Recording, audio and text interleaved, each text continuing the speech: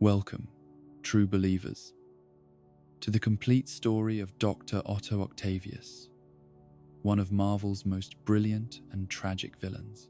Tonight, we'll explore more than 60 years of Spider-Man's most intellectually formidable foe, from his humble beginnings as a respected nuclear physicist to his transformation into the mechanical armed menace known as Dr. Octopus.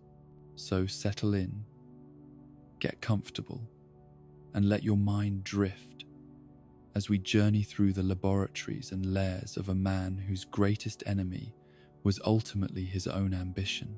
There's no rush here. No need to memorize every scientific formula or plot twist. Just let the story wash over you like gentle radiation, transforming our understanding of what makes a villain truly compelling. Our story begins not with the crash of mechanical arms or the hiss of nuclear reactors, but with the quiet desperation of a child who never quite learned how to belong.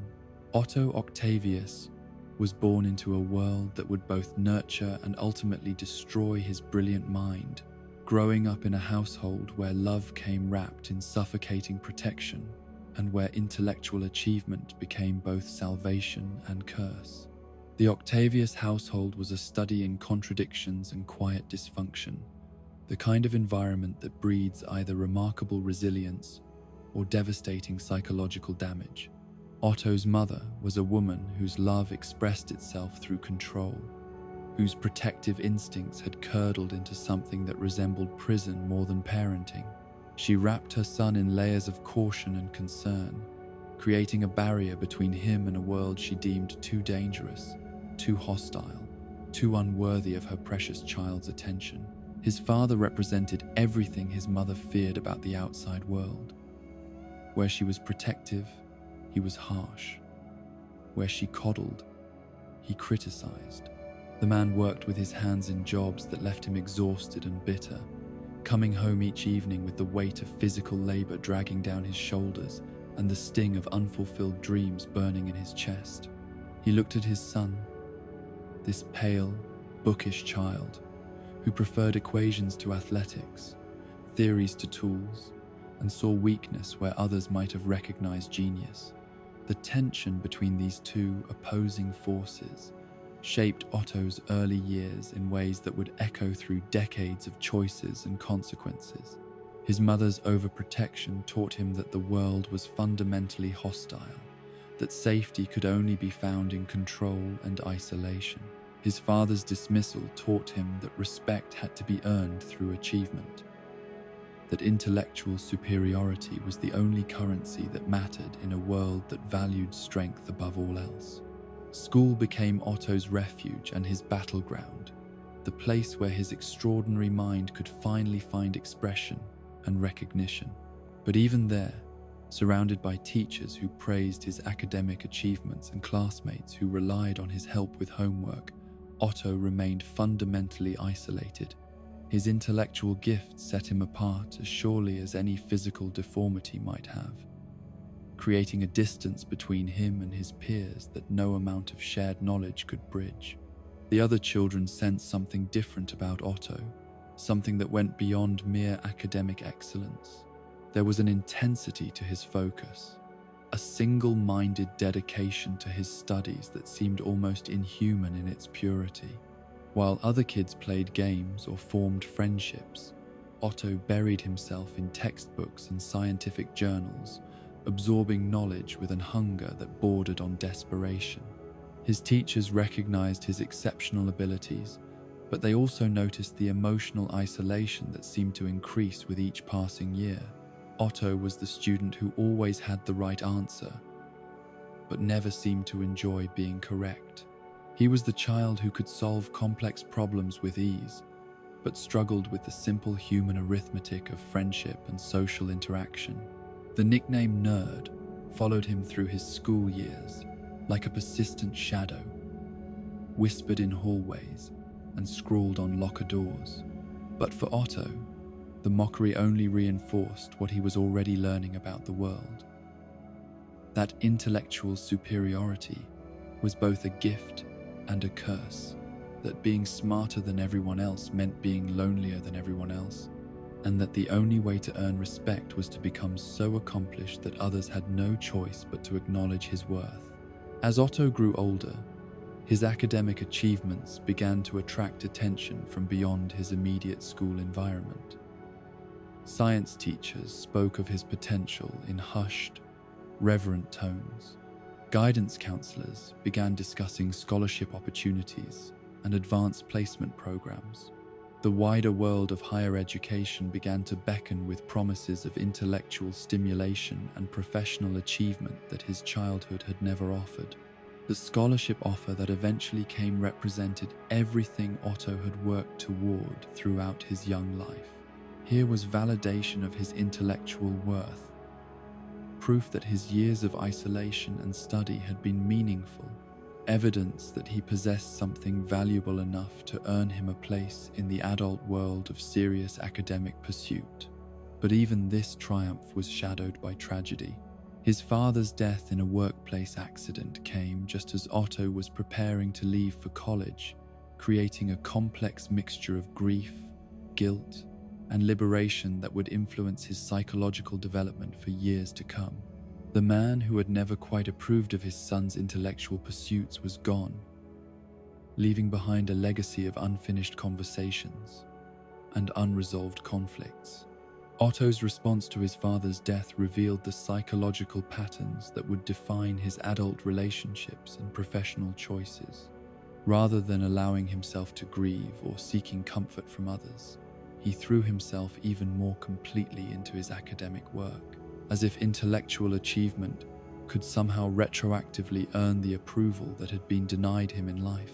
College represented a new beginning for Otto, a chance to reinvent himself in an environment where intellectual achievement was not just valued but expected.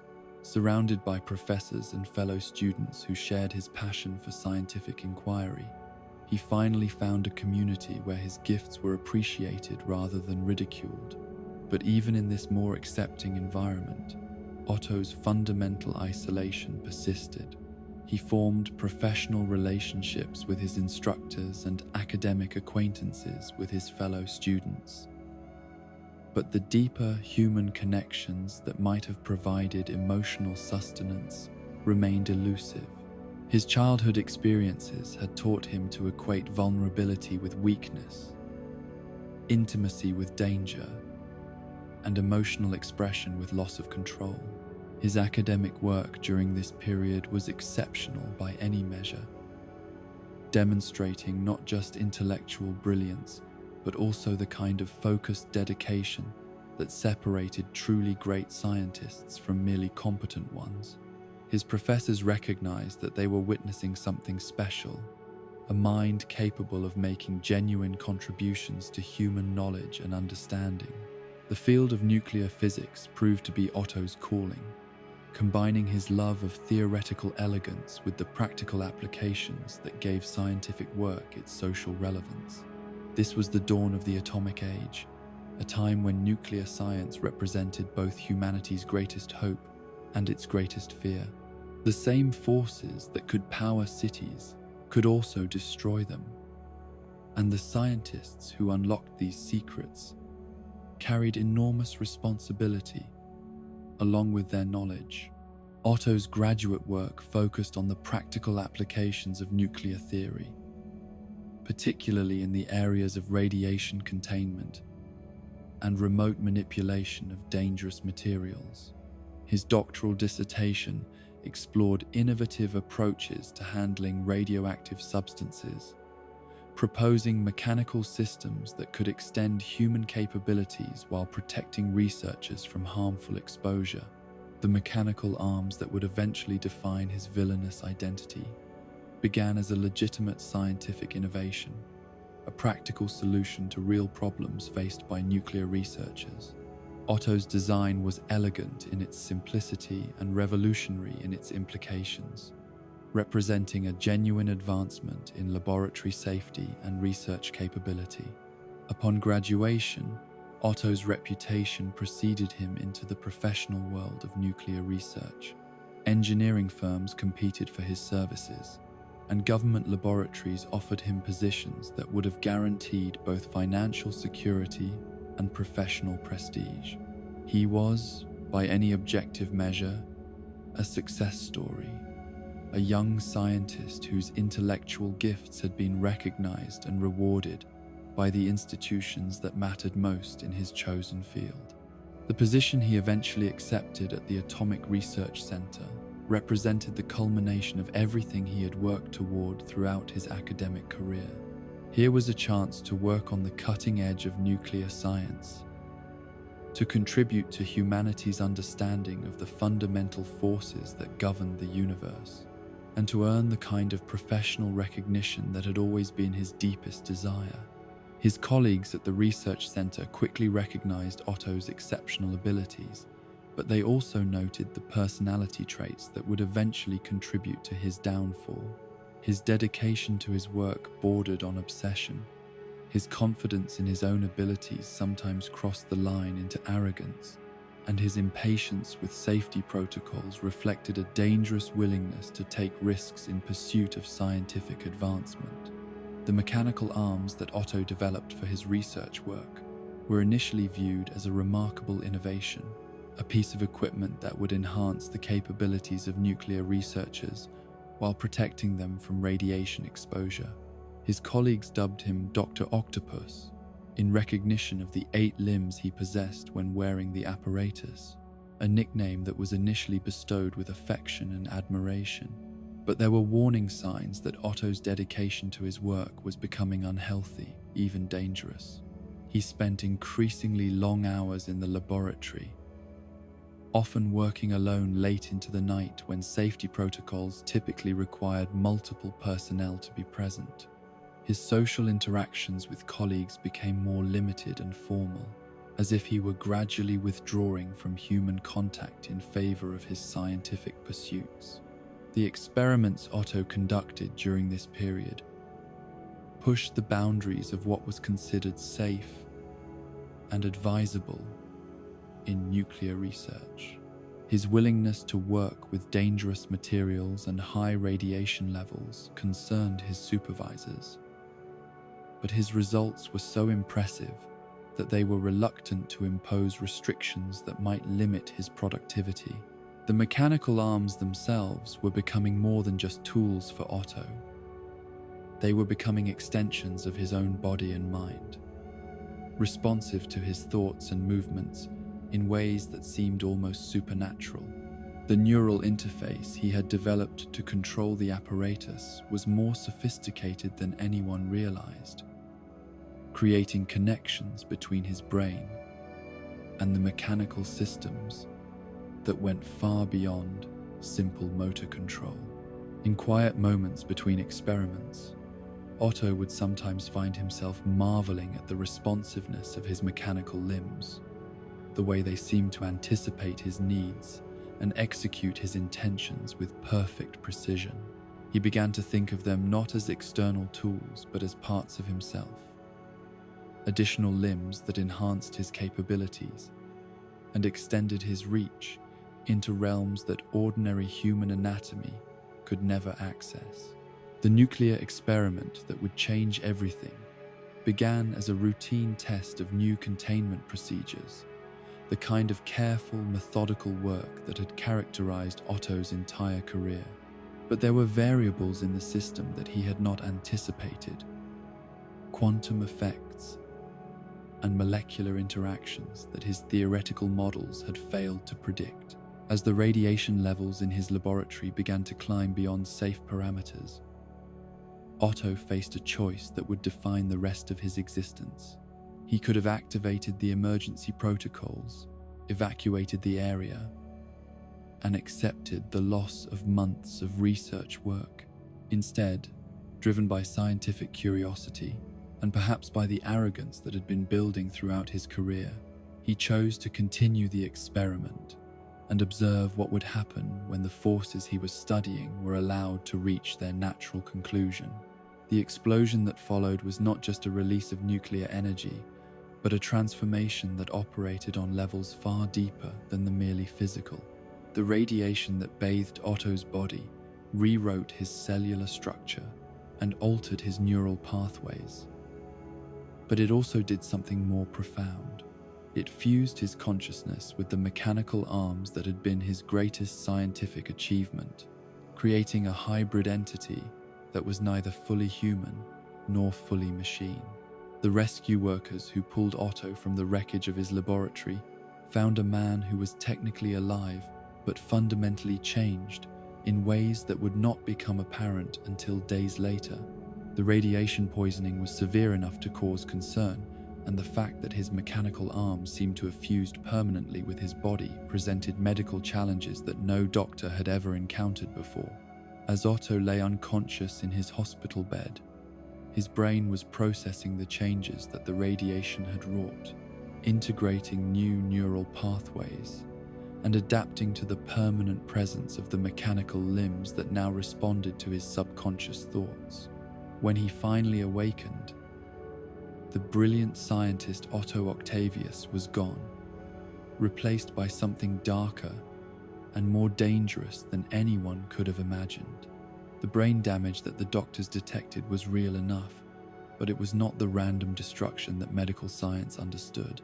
Instead, it was a targeted alteration that enhanced certain aspects of Otto's personality while suppressing others, amplifying his intellectual arrogance and scientific ambition, while diminishing his capacity for empathy and moral reasoning. The transformation of Otto Octavius into Dr. Octopus was complete, though the full implications would not become clear until he first encountered the young wall crawler who would become his greatest enemy and most persistent obsession. The stage was set for a confrontation between two figures who represented different approaches to power and responsibility, different answers to the question of what it means to be more than human. The transformation of Otto Octavius into Dr. Octopus was complete, but his true legacy would be written not in the solitary confines of his laboratory, but in the collaborative darkness of criminal conspiracy. For a man who had spent his entire life as a brilliant individual working alone, Otto's greatest achievement as a villain would come through his ability to recognize, recruit, and organize others who shared his particular brand of grievance against the world.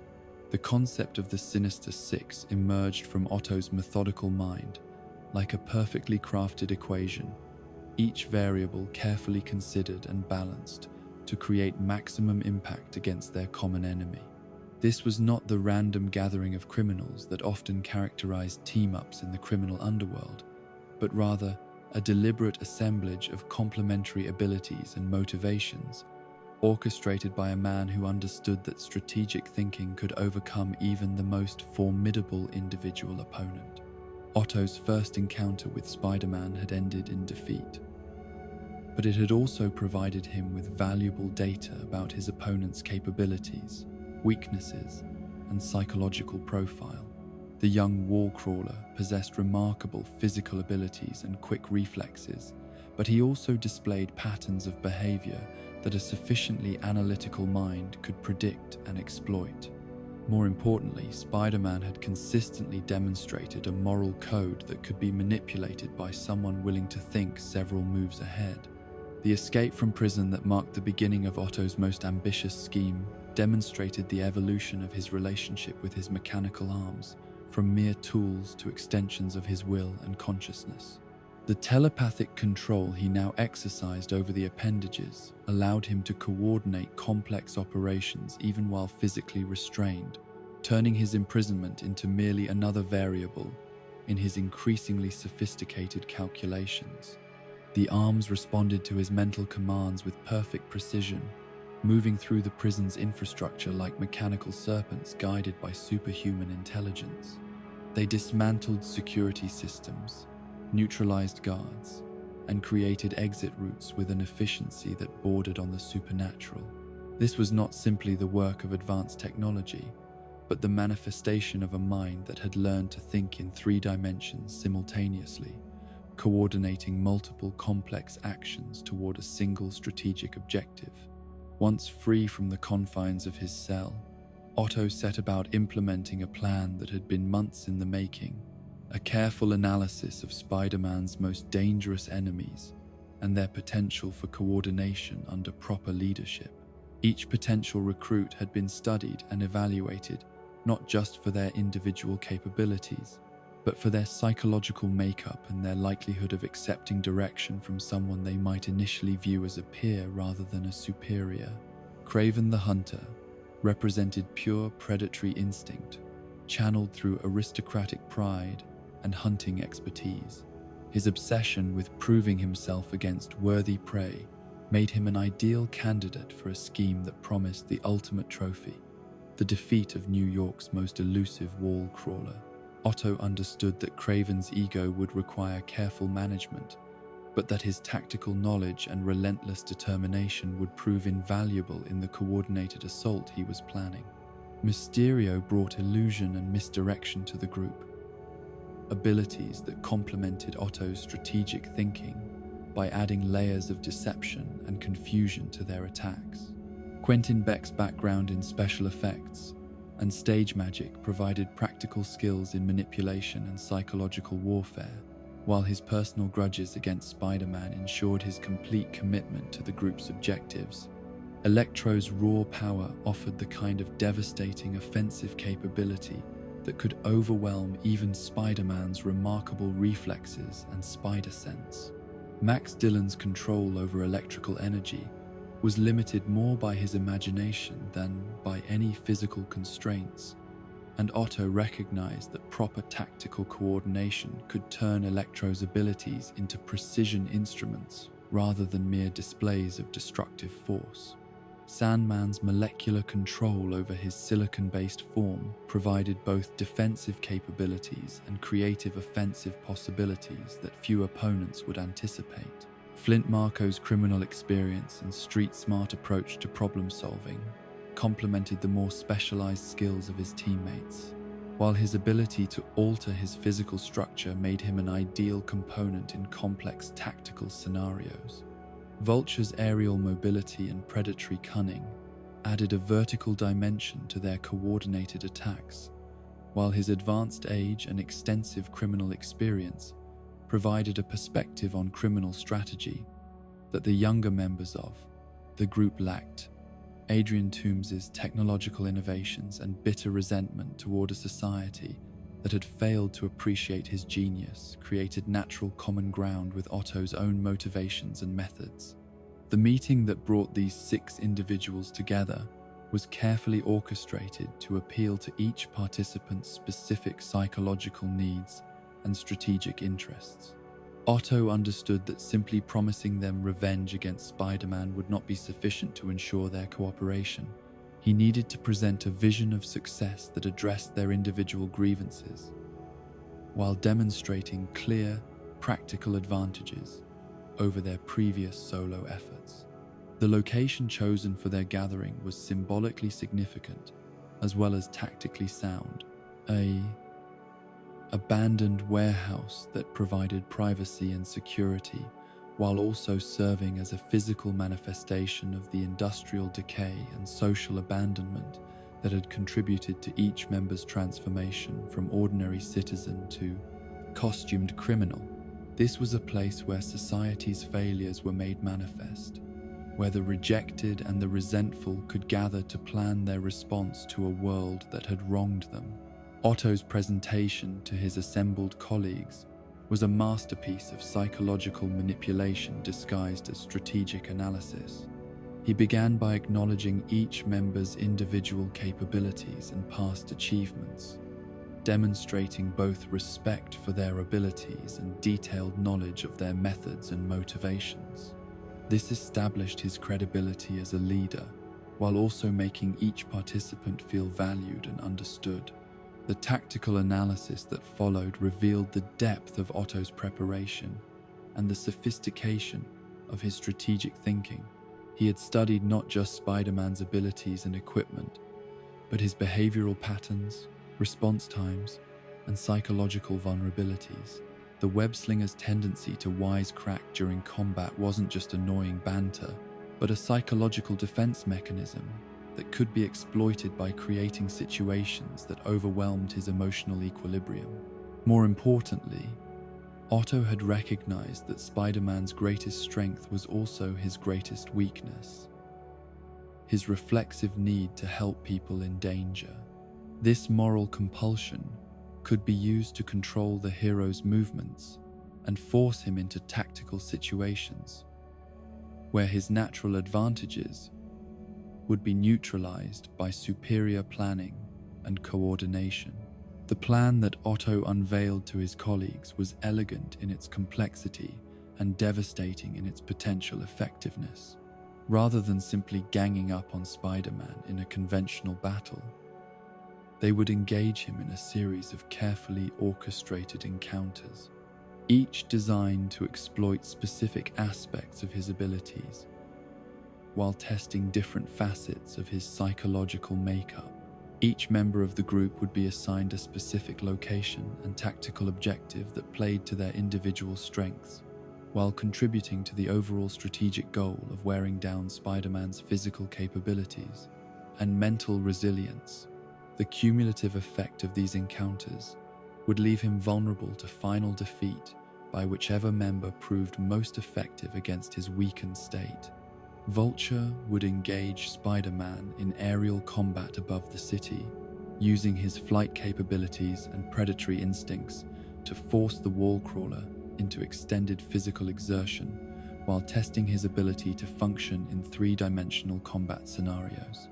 The rooftop and building-to-building environment that normally favored Spider-Man's web-swinging abilities would become a disadvantage when facing an opponent who could match his mobility while attacking from unexpected angles. Electro's assignment involved creating an electrical storm scenario in a power plant environment, where his control over electrical energy would be maximized while Spider-Man's electronic equipment and web shooters could be disrupted or destroyed. The industrial setting would also limit the hero's mobility options while providing Electro with virtually unlimited power sources to draw upon during their confrontation. Sandman would face Spider-Man in a construction site, where loose sand and building materials would enhance his molecular manipulation abilities, while the complex terrain of girders, machinery, and partially completed structures would create tactical challenges for web swinging and wall crawling. The environment would also provide numerous opportunities for creative applications of Sandman's shape-shifting capabilities.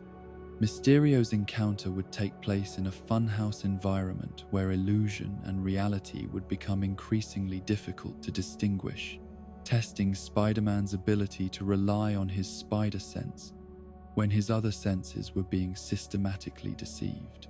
The psychological warfare aspects of this confrontation were designed to undermine the hero's confidence in his own perceptions and decision-making abilities.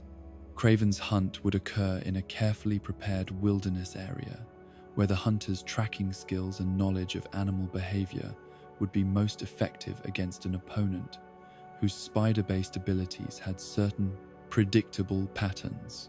The natural environment would also limit Spider-Man's access to the urban infrastructure that normally supported his crime-fighting activities. Otto reserved for himself the final confrontation, to be conducted in a controlled laboratory environment, where his scientific knowledge and mechanical arms would provide maximum advantage, while his understanding of Spider-Man's psychology could be used to exploit whatever mental and physical weaknesses had been revealed by the previous encounters. The genius of the plan lay not just in its tactical sophistication, but in its psychological impact on both Spider-Man and the criminals themselves. For the wall crawler, it represented an escalation beyond anything he had previously encountered, a coordinated assault that would test every aspect of his abilities and character simultaneously. For the villains, it offered both practical advantages and emotional satisfaction, the chance to be part of something larger and more significant than their individual criminal careers. The recruitment process itself revealed Otto's sophisticated understanding of criminal psychology and group dynamics. Each potential member was approached individually and presented with a customized version of the plan, that emphasized the aspects most likely to appeal to their specific motivations and concerns. This personalized approach ensured that each member felt personally invested in the group's success, while also demonstrating Otto's leadership capabilities and attention to detail. Craven's recruitment focused on the hunting and tracking aspects of the plan, appealing to his aristocratic pride and desire for worthy prey. Otto presented the coordinated assault as the ultimate hunt, a chance to test his skills against an opponent who had repeatedly escaped his individual efforts. The emphasis on tactics and preparation appealed to Craven's professional standards, while the promise of final victory addressed his personal obsessions. Mysterio was attracted by the opportunity to showcase his illusion-creating abilities in a context where they would be tactically decisive rather than merely theatrical. Otto understood that Beck's background in entertainment had left him hungry for recognition of his talents as more than mere stage tricks, and the Sinister Six plan offered him a chance to prove that his abilities could be genuinely dangerous rather than simply impressive. Electro's involvement was secured, through appeals to both his ego and his resentment toward a society that had treated him as a freak and an outcast.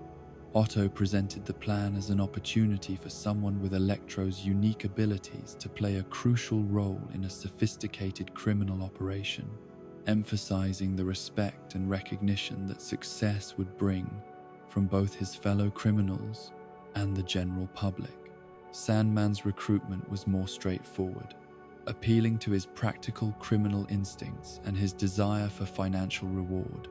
Otto presented detailed analyses of the potential profits from successful elimination of Spider-Man, both in terms of reduced interference in future criminal activities and in terms of the reputation and respect that such an achievement would bring in criminal circles. Vulture's participation was secured through a combination of tactical analysis and personal psychology. Otto recognized that Adrian Toombs's age and experience made him sensitive to questions of legacy and significance, and he presented the Sinister Six plan as an opportunity to achieve something that would be remembered long after conventional criminal activities were forgotten. The first meeting of the assembled Sinister Six was a study in criminal group dynamics and leadership psychology. Otto had to establish his authority over individuals who were accustomed to working alone and who might naturally resist accepting direction from someone they considered a peer. His approach combined demonstrated expertise with careful respect for each member's individual capabilities and contributions. The tactical briefing that dominated their initial gathering was comprehensive and professional, demonstrating the depth of Otto's preparation and the sophistication of his strategic thinking. Maps, photographs, technical specifications, and psychological profiles were presented with the thoroughness of a military operation, establishing the serious nature of their undertaking, while also showcasing Otto's qualifications as their leader. Each member's specific assignment was explained in detail, with emphasis on how their individual success would contribute to the overall objective, while also highlighting the unique skills and abilities that made them essential to the plan's success. This approach ensured that every member felt valued and important, while also making clear the consequences of individual failure for the group as a whole. The coordination mechanisms that Otto established for their operation reflected his scientific background and his understanding of complex systems management. Communication protocols, timing sequences, contingency plans, and resource allocation were all carefully planned and rehearsed to ensure smooth execution despite the complexity of their coordinated assault. The psychological preparation for their mission was as important as the tactical planning, and Otto understood that each member's mental state and motivation would be crucial to their individual and collective success.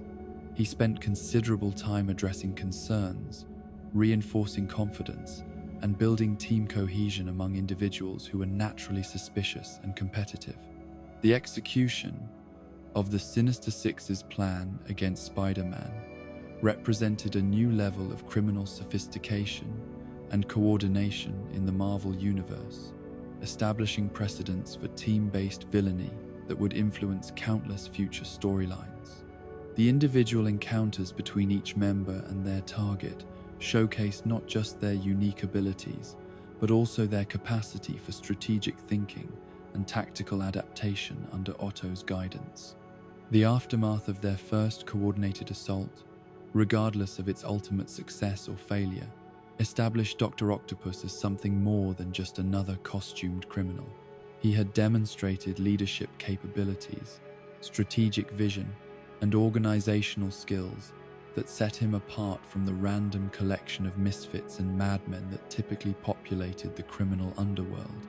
The legacy of the Sinister Six would extend far beyond their initial mission, creating a template for criminal cooperation and coordination that would be copied and adapted by countless other villainous organizations throughout the decades that followed. Otto's vision of what organized criminal activity could accomplish when properly planned and executed had changed the landscape of superhero fiction permanently. The success of the Sinister Six established Dr. Octopus as more than just another costumed criminal in Spider-Man's rogues gallery.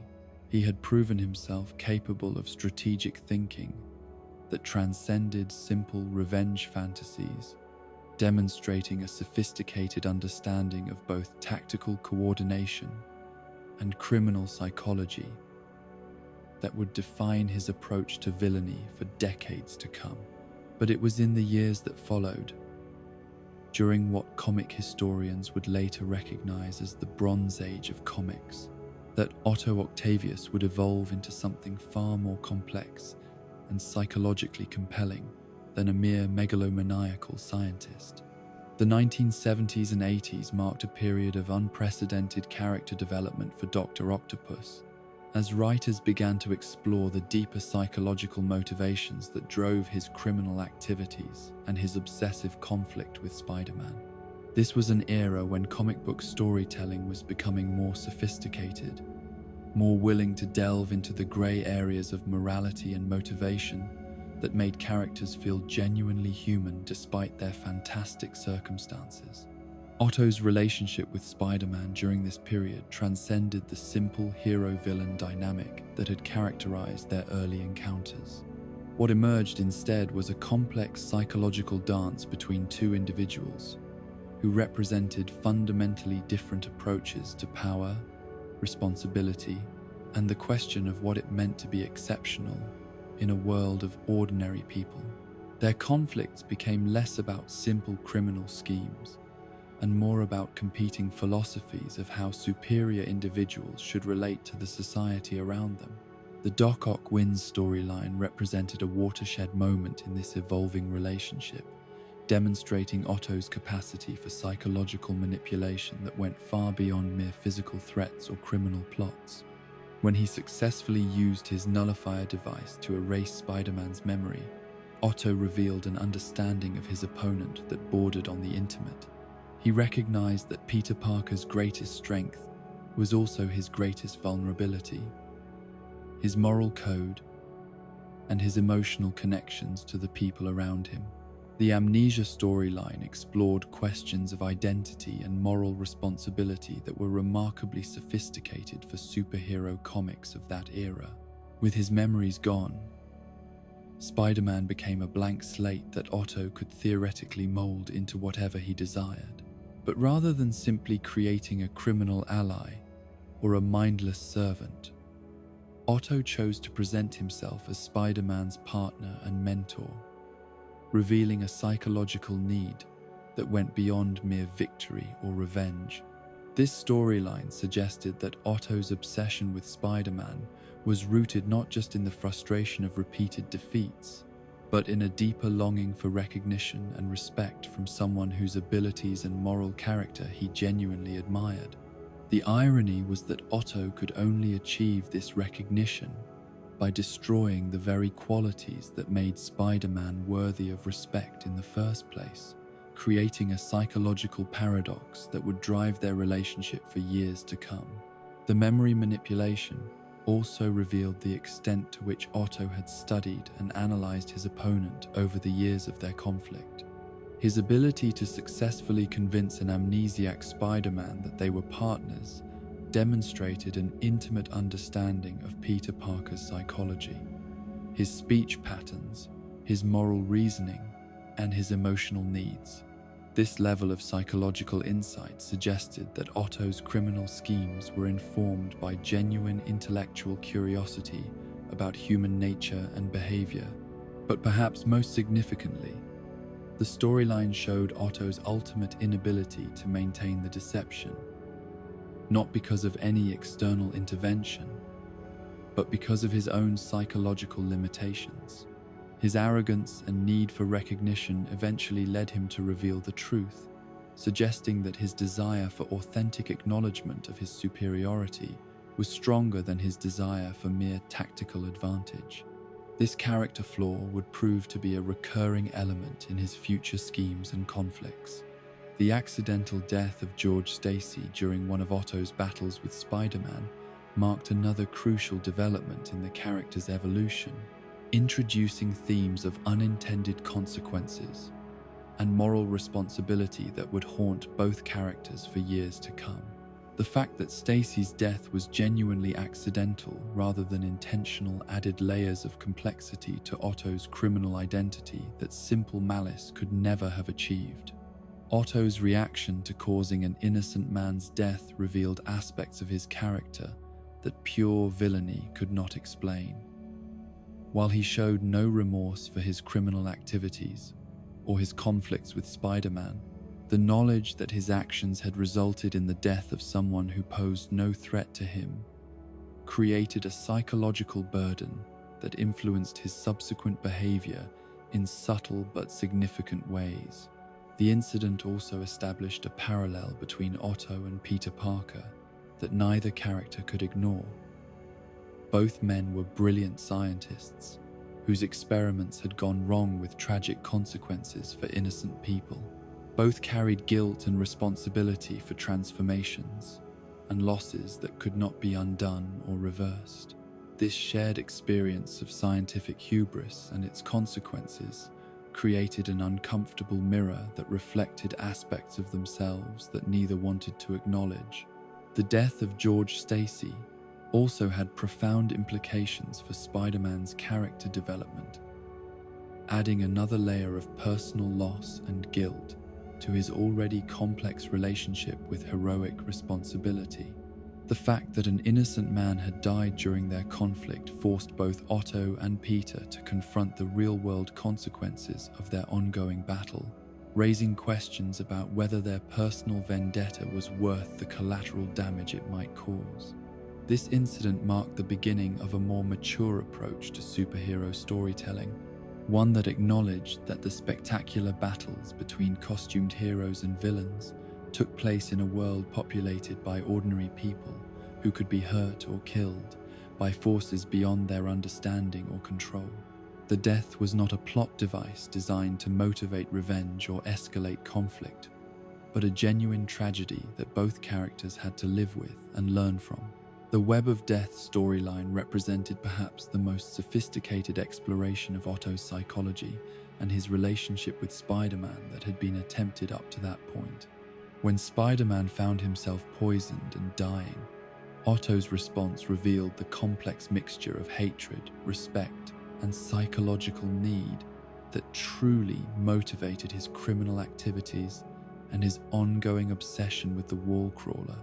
Otto's decision to help save Spider-Man's life, rather than simply allowing the poison to do what his own schemes had repeatedly failed to accomplish, was a masterpiece of character development that revealed the true nature of their relationship.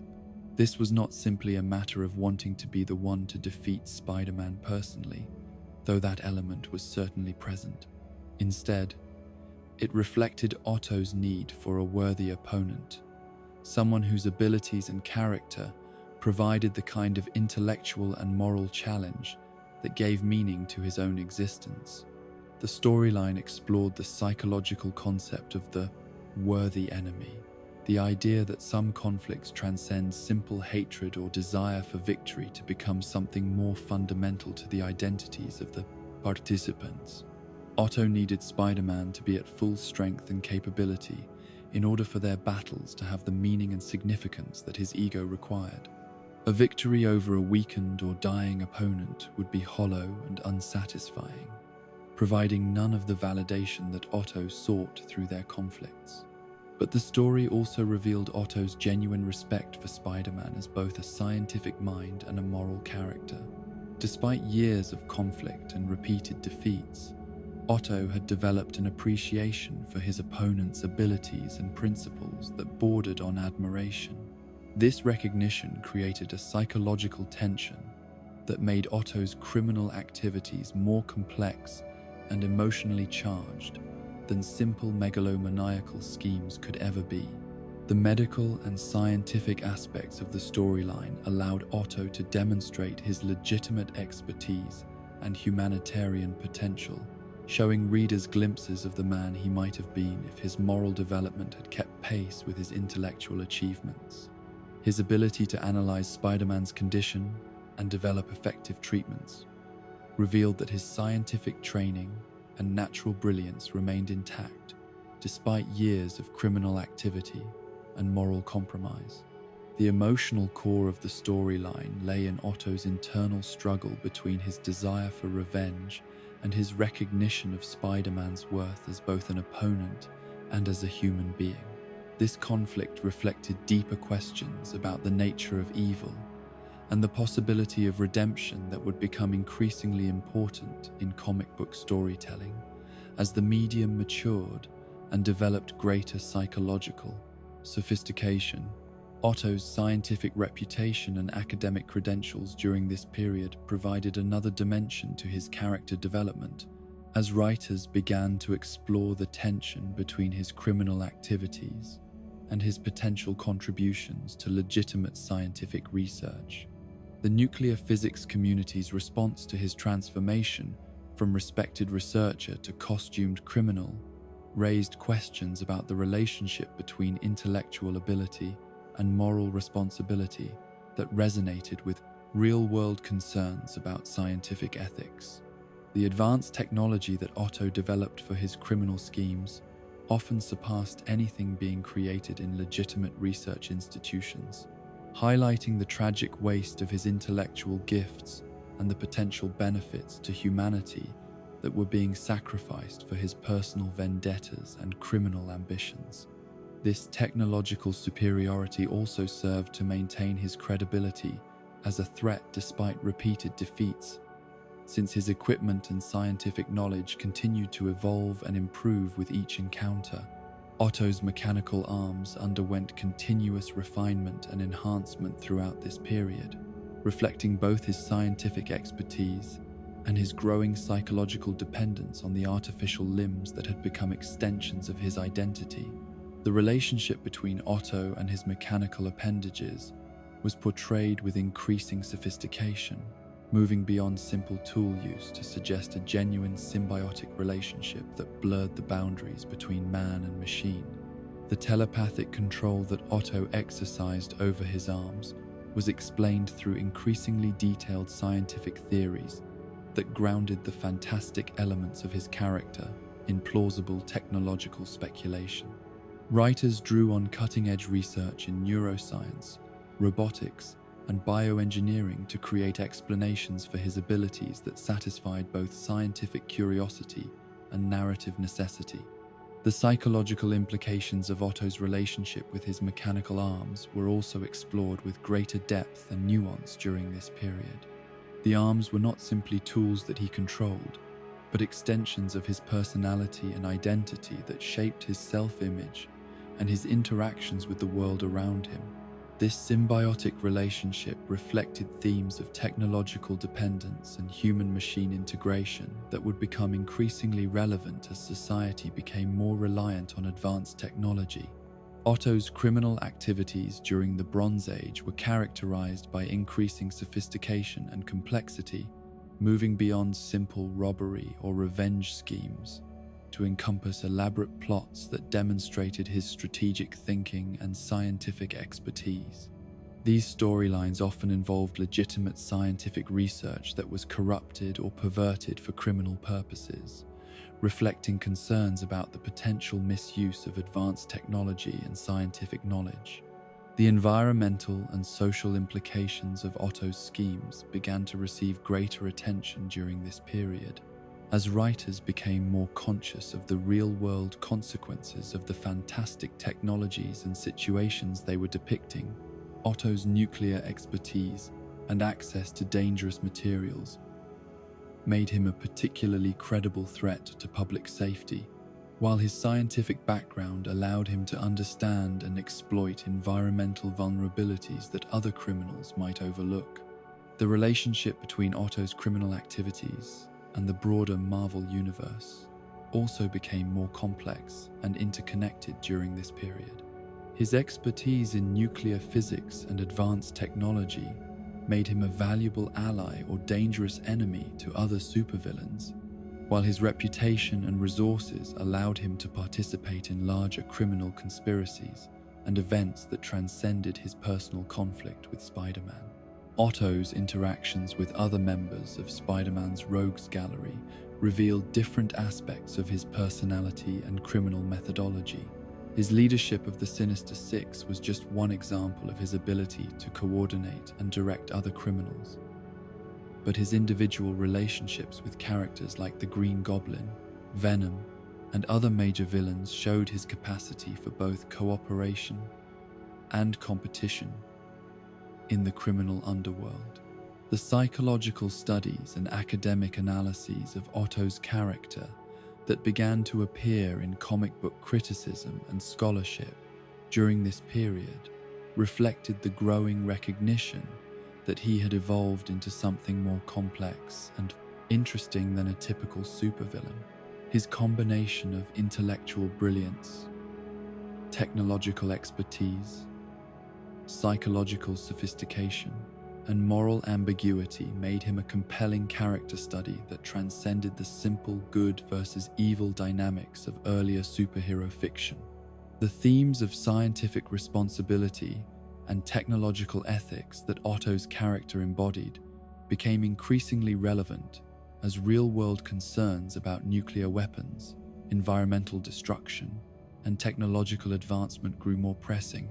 His transformation from respected scientist to dangerous criminal served as a cautionary tale about the potential consequences of intellectual pride and moral compromise in an era when scientific knowledge was advancing faster than social wisdom. The tragic elements of Otto's character were emphasized more strongly during this period, as writers explored the psychological and emotional costs of his choices and actions. The loss of his normal human appearance and social connections, the isolation imposed by his criminal lifestyle, and the growing psychological dependence on conflict and revenge created a portrait of a man trapped by his own decisions and unable to find a path toward redemption or peace. But perhaps most importantly, this era established Otto Octavius as a character whose complexity and depth could support sophisticated storytelling that went beyond simple action and adventure. His psychological profile, scientific background, and moral ambiguity made him a worthy opponent for Spider-Man, not just in terms of physical threat, but as a representation of different choices and different paths that intelligence and ability might take when confronted with the challenges and temptations of power and knowledge. The 1980s and 90s represented a period of unprecedented transformation in the comic book industry, and Dr. Octopus evolved alongside these changes in ways that reflected both the medium's growing sophistication and society's increasingly complex relationship with science and technology. This era saw Otto Octavius grappling not only with his ongoing obsession with Spider-Man, but with questions of identity, purpose, and legacy that would have been unthinkable in the simpler moral landscape of earlier decades. The technological revolution that swept through American society during these decades found perfect expression in Otto's continued evolution as both scientist and criminal. His mechanical arms, which had begun as relatively simple remote manipulation devices, became increasingly sophisticated instruments that incorporated cutting-edge developments in robotics, artificial intelligence, and neural interface technology.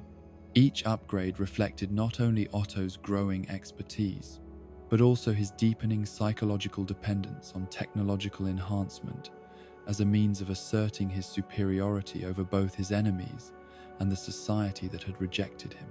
The cyberpunk movement that influenced popular culture during this period found natural resonance in Otto's character as writers began to explore the implications of his human-machine hybrid nature with greater philosophical depth and psychological complexity. The boundaries between Otto's organic consciousness and his mechanical extensions became increasingly blurred, raising questions about the nature of identity and consciousness that reflected contemporary anxieties about technology's growing influence on human life and social relationships. Otto's criminal enterprises during this era reflected the changing nature of crime itself in an increasingly interconnected and technology-dependent world, where his earlier schemes had focused primarily on direct confrontation with Spider-Man, or straightforward criminal objectives like robbery or revenge. His activities now encompassed corporate espionage, technological theft, environmental terrorism, and complex financial manipulations that demonstrated his adaptation to the realities of late 20th century criminal opportunity. The environmental movement of the 80s and 90s provided new context for Otto's nuclear expertise and his history of scientific accidents, as writers began to explore the ecological implications of his research and criminal activities. His transformation from respected physicist to dangerous criminal took on new meaning in an era when nuclear accidents like Chernobyl and 3 Mile Island had demonstrated the real-world consequences of scientific hubris and technological failure. Otto's relationship with the scientific community became increasingly complex during this period, as his reputation evolved from that of a disgraced researcher to something more ambiguous and troubling.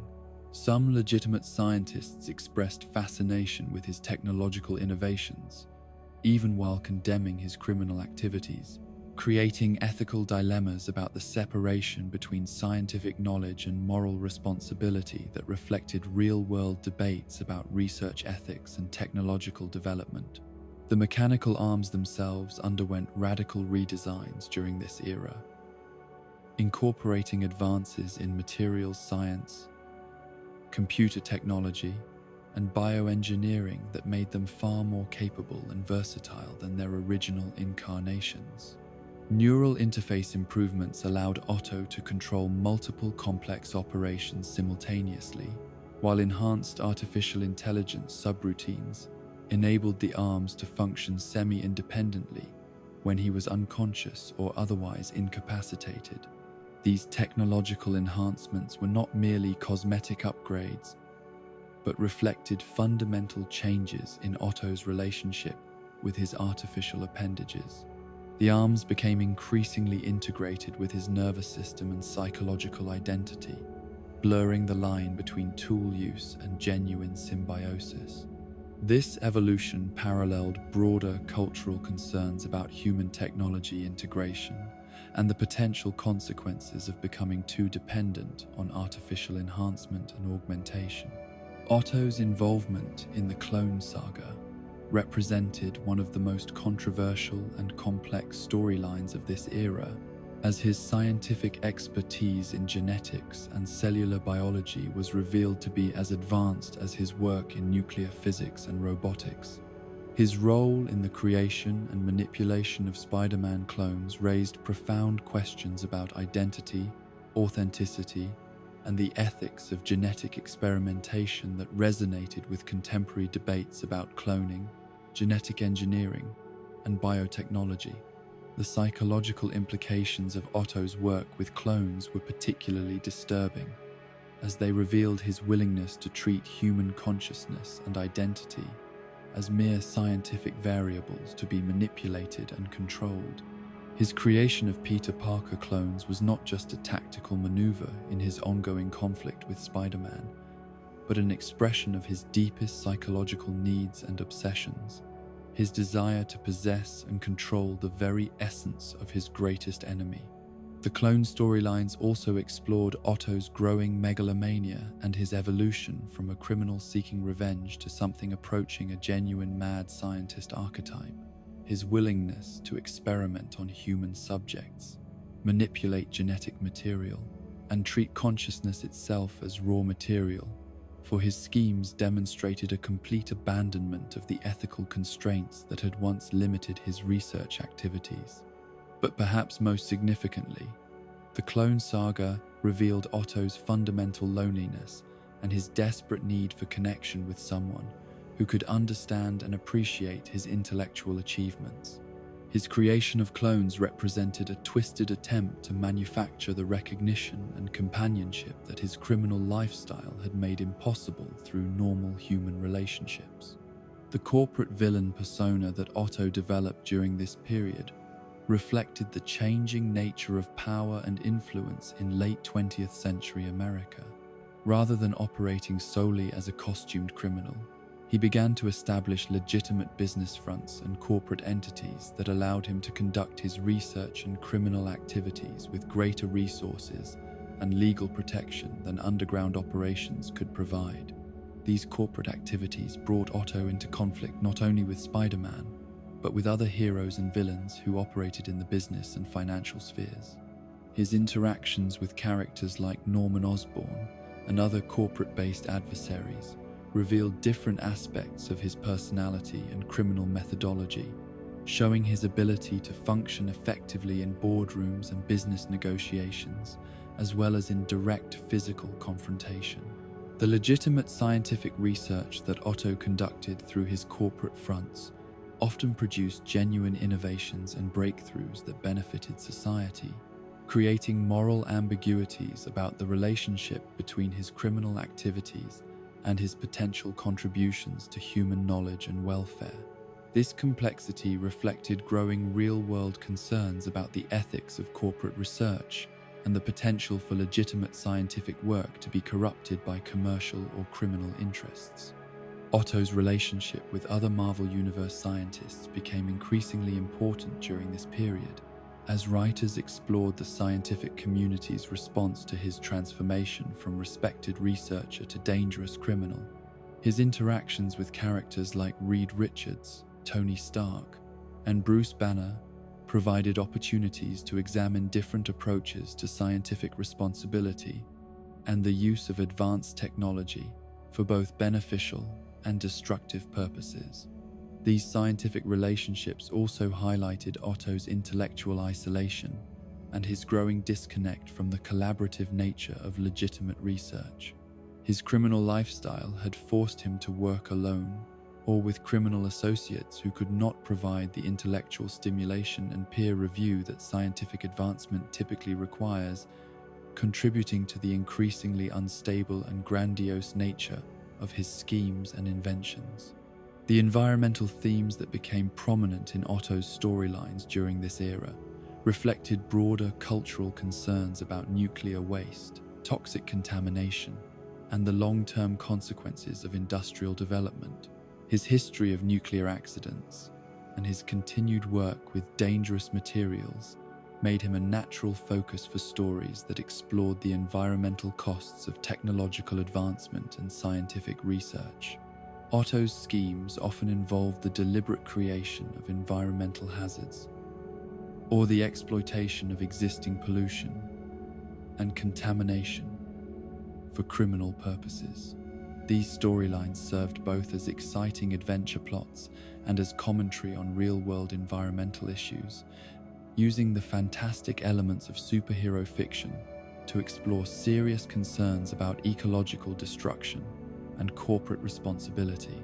The psychological profile that emerged from Otto's activities during this period showed a man whose intellectual brilliance had become increasingly divorced from emotional and moral development. His ability to understand and manipulate complex technological and scientific systems contrasted sharply with his inability to form genuine human relationships or to recognize the ethical implications of his actions. This psychological complexity made Otto a more interesting and challenging opponent for Spider-Man, as their conflicts involved not just physical battles but philosophical disagreements about the proper use of intelligence and ability. Otto represented the path that Peter Parker might have taken if his scientific gifts had not been tempered by moral guidance and emotional connection to other people. The social isolation that characterized Otto's existence during this period was both a consequence of his criminal activities and a driving force behind his increasingly extreme behavior. His need for recognition and validation could no longer be satisfied through legitimate channels, forcing him to seek attention through ever more spectacular and dangerous schemes that demonstrated his superiority over both heroes and ordinary criminals. The technological dependence that defined Otto's relationship with his mechanical arms became a metaphor for broader social concerns about humanity's growing reliance on artificial systems and technological solutions to human problems. His inability to function without his mechanical appendages reflected anxieties about the potential consequences of becoming too dependent on technology for basic human capabilities and social relationships. The upgrade cycles that characterized Otto's technological development during this period paralleled the rapid pace of advancement in consumer electronics and computer technology that was transforming American society. His constant refinement and enhancement of his mechanical arms reflected both his scientific expertise and his psychological need to stay ahead of his opponents through technological superiority. The artificial intelligence subroutines that Otto incorporated into his mechanical arms raised questions about the nature of consciousness and identity that would become increasingly relevant as computer technology advanced toward more sophisticated forms of artificial intelligence. The arm's semi-independent operation capabilities suggested a form of distributed consciousness that challenged traditional concepts of individual identity and agency. Otto's role as a mentor and leader to other technologically oriented criminals expanded during this period, as his expertise and experience made him a valuable ally to villains who lacked his scientific background and technological resources. These relationships revealed different aspects of his personality, while also demonstrating his ability to function effectively in collaborative criminal enterprises. The financial resources that Otto accumulated through his corporate activities and criminal schemes provided him with unprecedented freedom to pursue his research interests and criminal objectives without the constraints that had limited his earlier activities. This wealth allowed him to construct elaborate facilities, acquire advanced equipment, and hire skilled assistants who could help implement his increasingly complex schemes. But perhaps most importantly, the era established Otto as a character whose complexity and psychological depth could support sophisticated storytelling that addressed contemporary social and technological concerns, while maintaining the excitement and adventure that readers expected from superhero comics.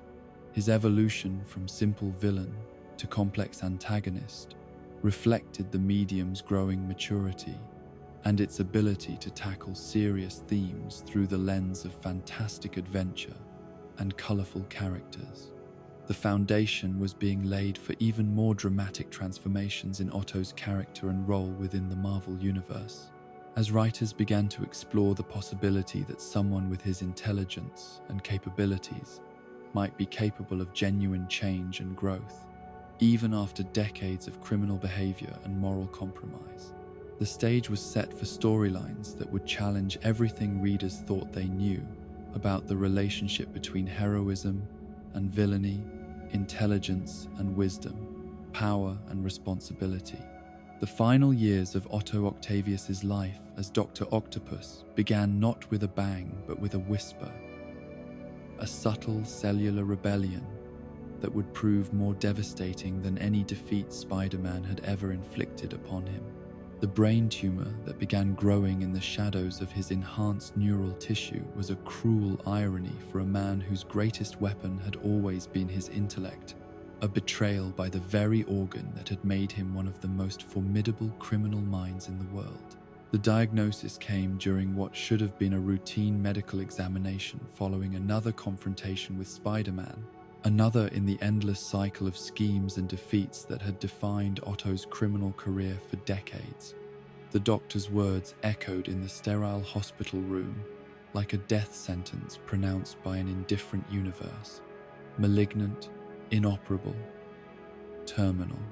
The radiation exposure that had given Otto his powers and transformed him into Dr. Octopus was finally claiming its price, turning his own enhanced brain against him in ways that no external enemy had ever managed to accomplish.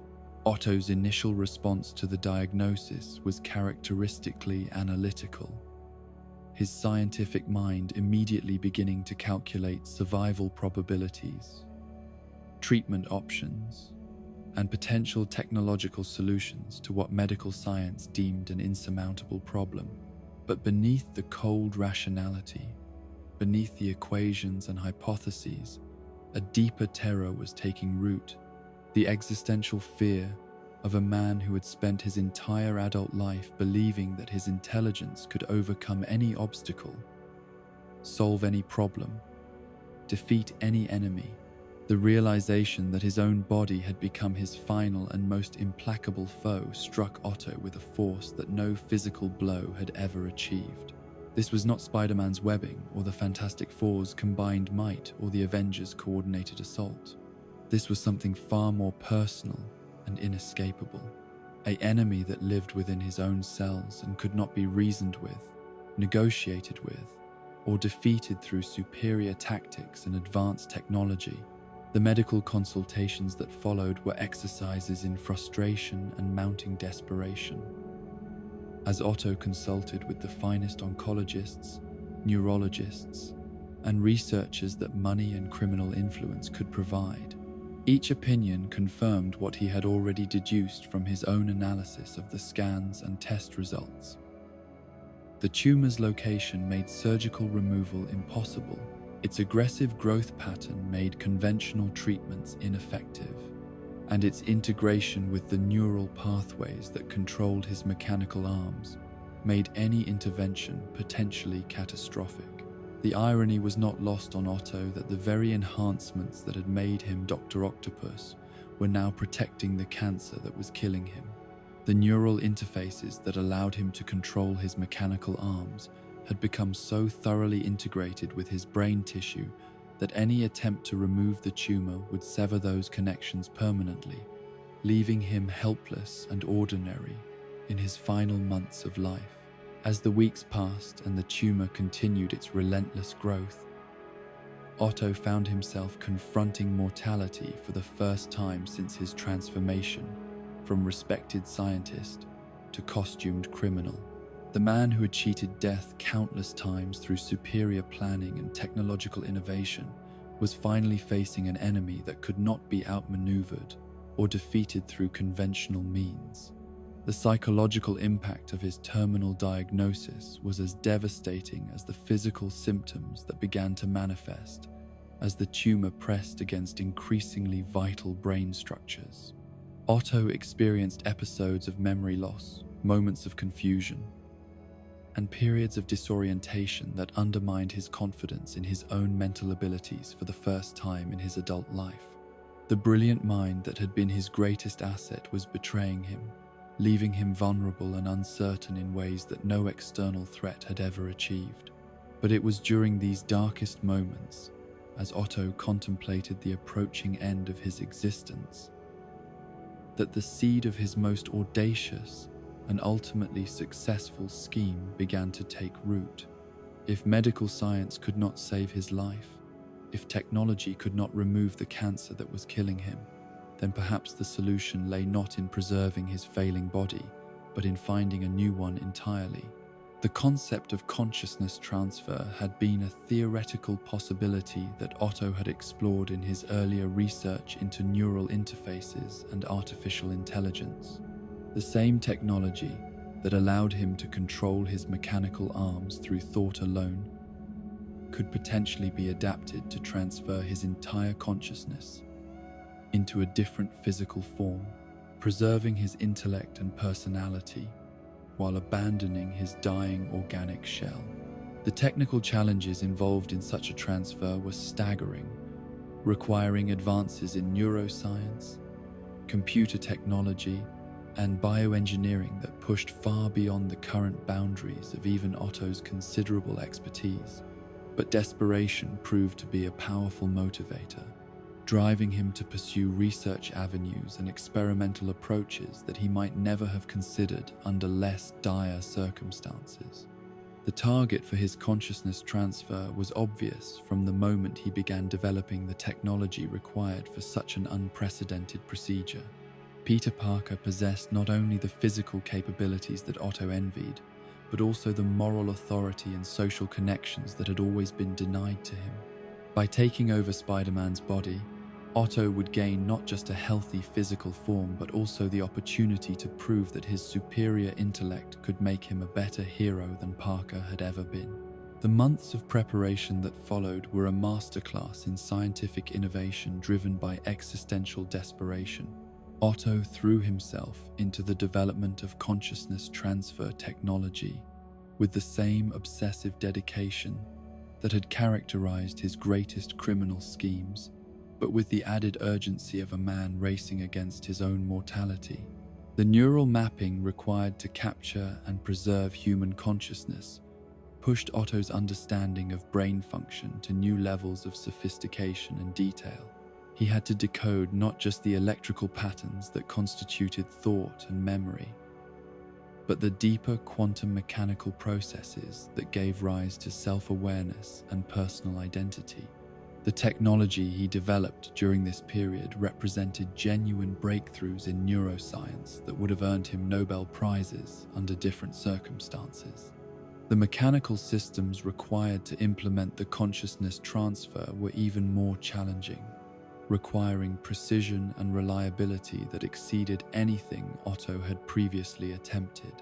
Unlike his earlier inventions, which could be refined and improved through trial and error, the consciousness transfer device would have only one opportunity to succeed.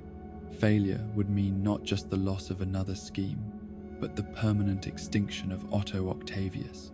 The psychological preparation for the transfer was as important as the technical development, as Otto had to confront the philosophical implications of what he was attempting to accomplish.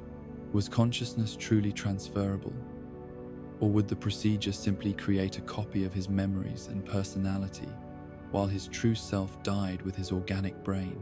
The questions that arose from his research touched on the deepest mysteries of human existence and the nature of identity itself.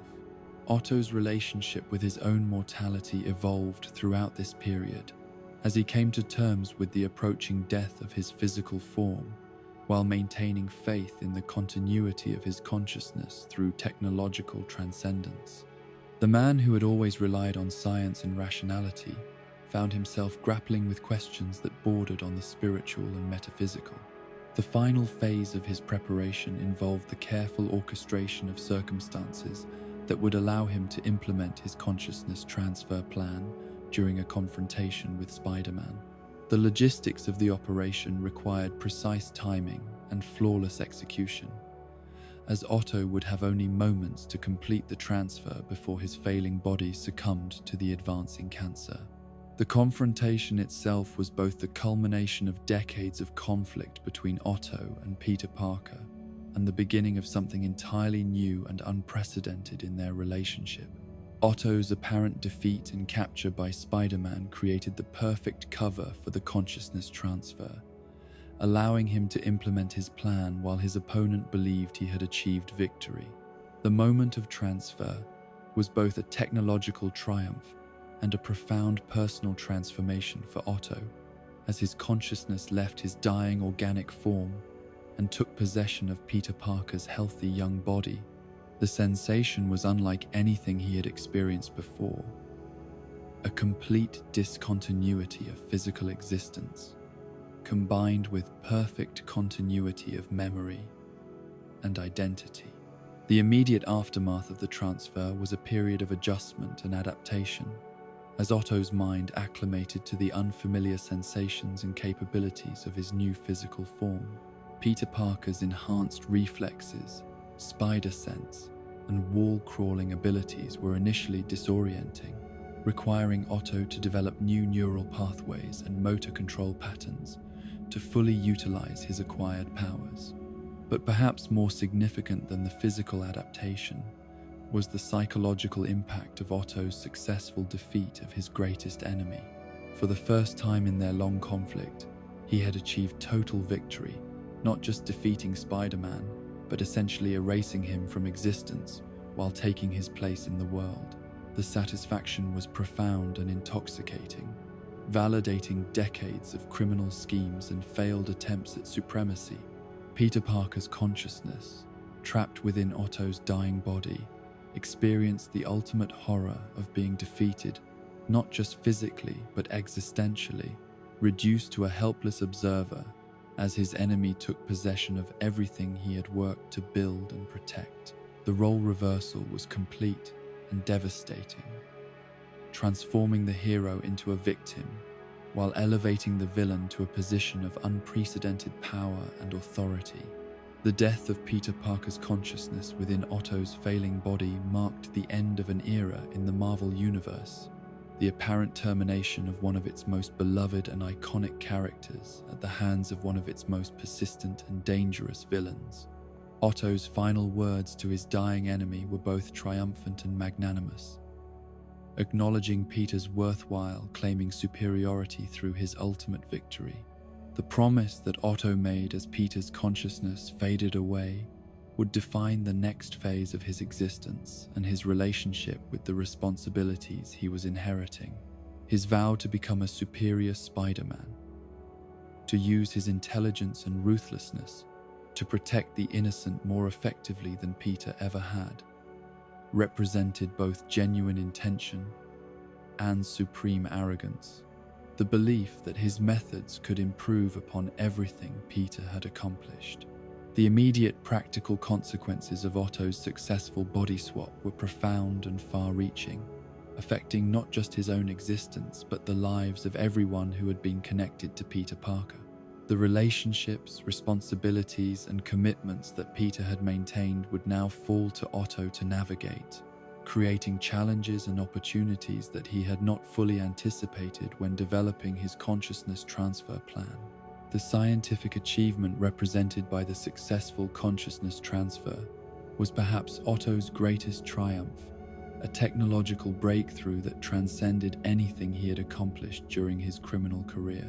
The preservation of human consciousness through artificial means opened possibilities for extending human life and capability that could revolutionize medicine and neuroscience, if the knowledge could be extracted and applied ethically. But the moral implications of what Otto had accomplished were as staggering as the technical achievement, raising questions about identity, consent, and the ethics of consciousness manipulation that society was completely unprepared to address. The successful theft of another person's life and identity represented a new category of crime that existing legal and ethical frameworks could not adequately encompass or punish. The completion of Otto's dying wish had transformed him from a failed villain facing extinction into something unprecedented. A criminal who had achieved the ultimate victory over his heroic nemesis, while simultaneously inheriting the responsibility to continue his enemy's work. The stage was set for an exploration of what it truly means to be a hero, and whether superior intelligence could compensate for the moral development and emotional connections that had defined Peter Parker's approach to heroism. The dying Otto Octavius was gone forever, but what had emerged in his place was something far more complex and challenging than either a simple villain or a straightforward hero. The superior Spider-Man had been born from the ultimate expression of Otto's brilliance and ruthlessness, creating possibilities and dangers that would reshape the Marvel Universe in ways that no one could have predicted or prepared for. The transformation of Otto Octavius into the superior Spider-Man represented more than just a successful body swap or the culmination of a dying man's desperate gambit.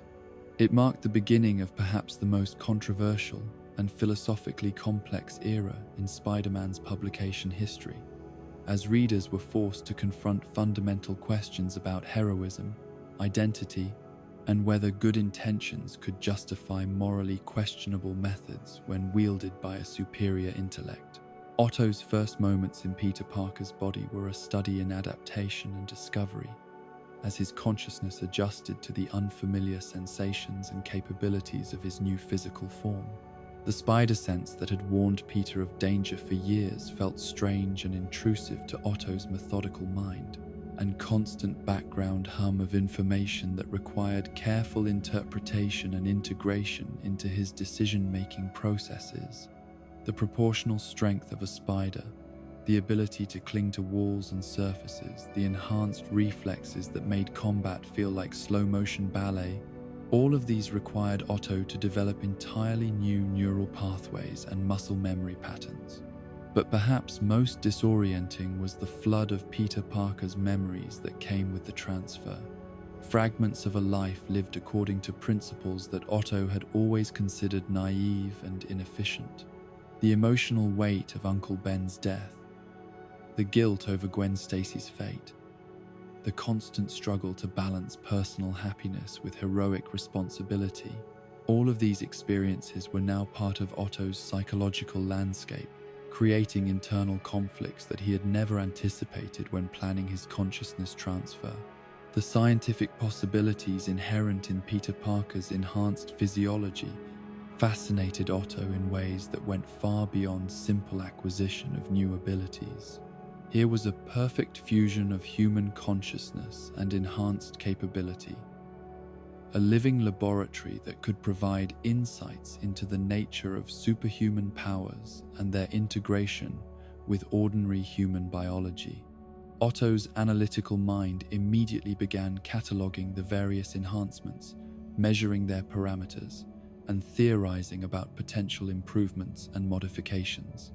The web shooters that Peter had developed were among Otto's first targets for technological enhancement, as their mechanical limitations and dependence on chemical cartridges seemed primitive compared to what advanced engineering could achieve. Otto's redesigned web shooters incorporated improved tensile strength, enhanced adhesion properties, and more efficient delivery systems that reflected his superior understanding of materials science and mechanical engineering. But the web shooters were merely the beginning of Otto's systematic improvement of Spider-Man's equipment and methods. The costume itself was redesigned to incorporate advanced monitoring systems, improved protection, and enhanced communication capabilities that turned it from simple disguise into a sophisticated piece of technological equipment worthy of someone with Otto's scientific credentials and tactical requirements. The Spider-Man that emerged from Otto's modifications was visually and functionally superior to Peter Parker's version in almost every measurable way. The enhanced equipment provided greater capability and reliability. The improved tactical approaches eliminated many of the inefficiencies that had characterized Peter's more improvisational style, and the application of scientific methodology to crime fighting created a more systematic and effective approach to protecting the innocent and apprehending criminals. Otto's interpretation of Spider-Man's mission and methods reflected his fundamental belief that superior intelligence should be applied systematically to solve society's problems rather than simply reacting to immediate threats as they arose. Where Peter had focused on stopping individual crimes and helping people in immediate danger, Otto developed comprehensive strategies for reducing crime rates, eliminating recurring threats, and addressing the root causes of criminal behavior through technological and social interventions. The establishment of Spider Island as a base of operations represented Otto's most ambitious attempt to apply his scientific expertise to the practice of heroism on a larger scale than Peter had ever attempted. The facility incorporated advanced research laboratories, sophisticated monitoring systems, and technological capabilities that rivaled anything available to government agencies or corporate research institutions. From this base, Otto could coordinate citywide crime prevention efforts while conducting the kind of advanced research that had always been his greatest passion and strength. The spider bots that Otto deployed throughout New York City were perhaps his most controversial innovation, a network of microscopic surveillance devices that could monitor criminal activity in real time while collecting data on crime patterns, social behaviors, and potential threats. The system was undeniably effective at reducing crime rates and preventing dangerous situations, but it also raised serious questions about privacy, civil liberties, and the appropriate limits of superhero authority in a democratic society. Otto's relationship with law enforcement agencies evolved rapidly from the suspicious cooperation that had characterized Peter's interactions with police to something approaching true partnership. His willingness to share intelligence, coordinate operations, and provide technological assistance made him a valuable ally to legitimate authorities, but it also created dependencies and expectations that complicated his role as an independent hero operating outside official channels. The academic credentials and scientific reputation that Otto brought to the Spider-Man identity opened doors that had been closed to Peter Parker's more modest educational background. Universities, research institutions, and scientific conferences welcomed the superior Spider-Man as a legitimate member of the intellectual community, providing opportunities for collaboration and knowledge sharing that enhanced both his heroic capabilities and his scientific research. But perhaps most significantly, Otto's approach to Spider-Man's supporting cast and personal relationships revealed the fundamental differences between his personality and Peter Parker's emotional intelligence and social skills. The people who had been closest to Peter, from Aunt May to his various romantic interests to his friends and colleagues, found themselves dealing with someone who looked familiar but behaved in ways that were subtly but unmistakably different. Aunt May's relationship with Otto presented particularly complex challenges, as she sensed changes in her nephew's behavior and personality, while being unable to identify the specific source of her unease. Otto's attempts to maintain Peter's family relationships were hampered by his lack of genuine emotional connection to May, and his difficulty understanding the importance of the small gestures and shared experiences that had defined their bond. The romantic relationship that Otto inherited with Mary Jane Watson proved even more challenging, as his attempts to replicate Peter's emotional intimacy were undermined by his fundamental inability to understand the psychological and emotional needs that had made their relationship meaningful.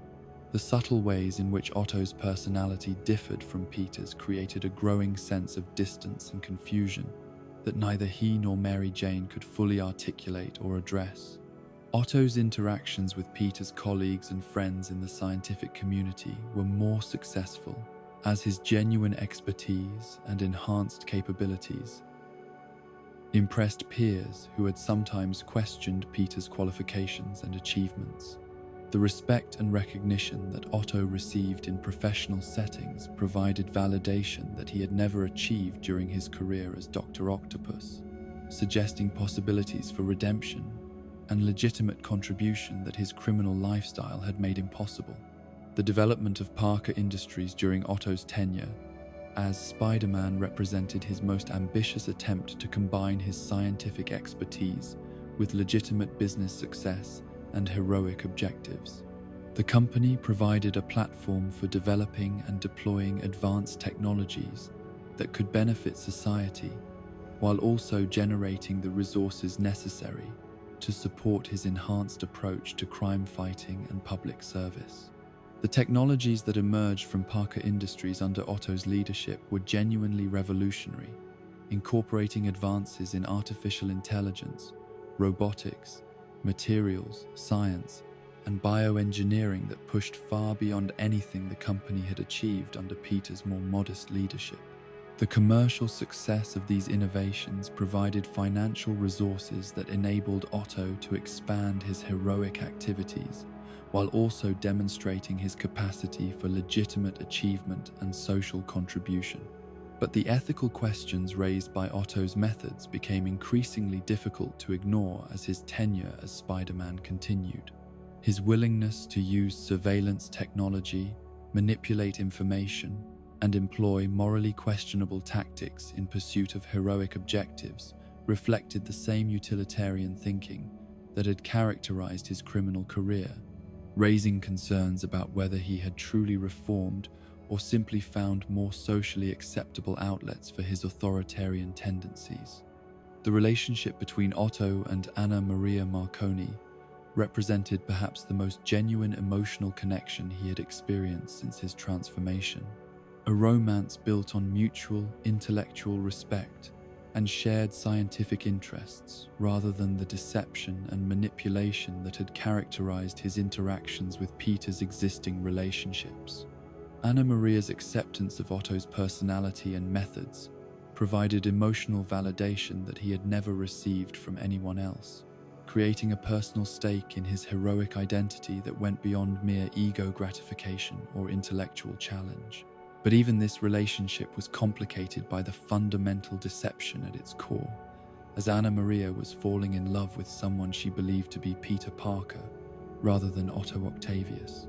The happiness that Otto found with her was built on a lie that he could never reveal without destroying everything he had worked to build, creating a psychological tension that undermined his attempts to find genuine personal fulfillment through his stolen identity. The return of Norman Osborn and the Green Goblin presented Otto with his greatest challenge as Spider-Man, a confrontation that tested not only his enhanced capabilities and superior equipment, but also his understanding of heroism and his commitment to protecting innocent people. The Goblin's systematic campaign against Parker Industries and Otto's personal life forced him to confront the consequences of his methods and the limitations of purely tactical approaches to complex moral challenges. The gradual restoration of Peter Parker's consciousness within their shared mental space created an internal conflict that paralleled Otto's external battles with traditional villains and criminal organizations. The presence of Peter's memories and personality fragments challenged Otto's assumptions about heroism and forced him to confront aspects of Peter's character that he had previously dismissed as weaknesses or ineficiencias. The psychological battle between Otto and Peter for control of their shared body became a metaphor for larger questions about identity, consciousness, and moral development that had been implicit throughout Otto's tenure as Spider-Man. Peter's gradual restoration represented not just the return of the original character, but the reassertion of values and principles that Otto had attempted to improve upon through superior methods and enhanced capabilities. The revelation that Peter's consciousness had survived and was fighting to reclaim his body created existential questions for Otto about the nature of identity and the legitimacy of his claim to the Spider-Man role. If consciousness could survive and persist despite apparent destruction, what did that mean for Otto's belief that he had truly defeated and replaced his greatest enemy? The final confrontation between Otto and Peter took place not in the external world of costumed heroes and villains, but within the shared mental landscape they both inhabited, a battle for control that involved not just willpower and determination, but fundamental questions about moral authority and the right to exist. Otto's ultimate acceptance of his defeat and his acknowledgement of Peter as the superior Spider-Man represented a form of character growth and self-recognition that had been largely absent from his previous criminal career. The sacrifice that Otto made in allowing Peter to reclaim his body and identity was perhaps the most genuinely heroic act of his existence, a recognition that his methods and motivations, however effective they might have been in achieving immediate objectives, lacked the moral foundation and emotional authenticity that true heroism required. His final words to Peter represented both an admission of defeat and a form of blessing, acknowledging that superior intelligence alone was insufficient to make someone a superior hero. The legacy of the superior Spider-Man era would influence Peter Parker's character development for years to come as he integrated some of Otto's technological innovations and systematic approaches while rejecting the authoritarian methods and utilitarian ethics that had characterized his temporary replacement.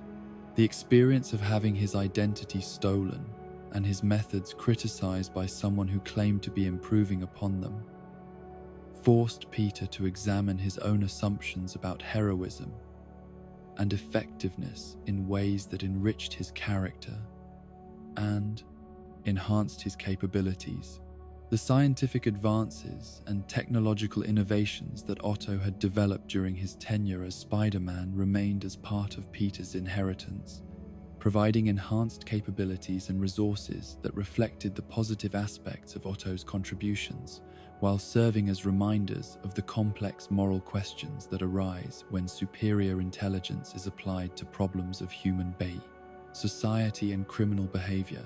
The superior Spider-Man era had proven that heroism was more than just a matter of capability, efficiency, or even good intentions, requiring emotional intelligence, moral development, and genuine connection to other people that could not be replicated through technological enhancement or intellectual superiority alone. Death, it seemed, was not the end of Otto Octavius after all, but merely another problem to be solved through the application of superior intelligence and advanced technology.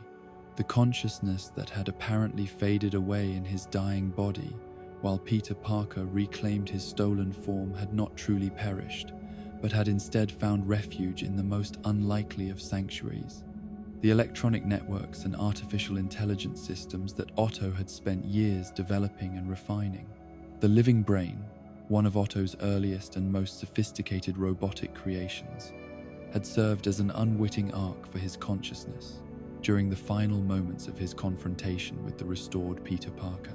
The neural interface technology that had enabled his original body swap had created quantum entanglements and digital echoes that preserved essential patterns of his personality and memory within the robot's advanced processing systems, waiting for the right combination of circumstances to achieve full restoration. The months that followed Otto's apparent demise were a period of digital purgatory, as his consciousness existed in a fragmented and incomplete state within the living brain's memory banks and processing cores. He was aware but powerless, intelligent but incorporeal, able to observe the world through the robot's sensors, but unable to directly influence events or communicate with other beings. This electronic limbo provided ample time for reflection and analysis, as Otto watched Peter Parker struggle to integrate the technological advances and systematic approaches that had defined the superior Spider-Man era. The irony was not lost on Otto that his survival depended on systems and technologies that he had created for entirely different purposes. Artificial intelligences and robotic platforms that had been designed to serve his criminal schemes, but now provided the only means of preserving his existence. The living brain had been intended as a tool for gathering intelligence and coordinating criminal activities, but it had become something far more significant, a vessel for consciousness that transcended the biological limitations that had ultimately claimed his original body. The process of consciousness reconstruction was gradual and painstaking, requiring Otto to rebuild his sense of self from scattered digital fragments and incomplete memory engrams that had been preserved in various electronic systems throughout his former criminal empire. Each recovered piece of his personality and knowledge base had to be carefully integrated with the others, creating a psychological jigsaw puzzle that challenged even his formidable intellectual capabilities. But perhaps more challenging than the technical aspects of his resurrection was the emotional and philosophical reckoning that Otto faced as he reviewed his tenure as the superior Spider-Man and its ultimate failure to achieve the lasting change he had envisioned. The memories of his time in Peter Parker's body were intact and vivid, providing a constant reminder of the possibilities he had glimpsed and the limitations that had ultimately defeated his grand experiment in superior heroism. The relationship with Anna Maria Marconi haunted Otto's reconstructed consciousness more than any other aspect of his lost life, representing the closest he had ever come to genuine human connection and emotional fulfillment.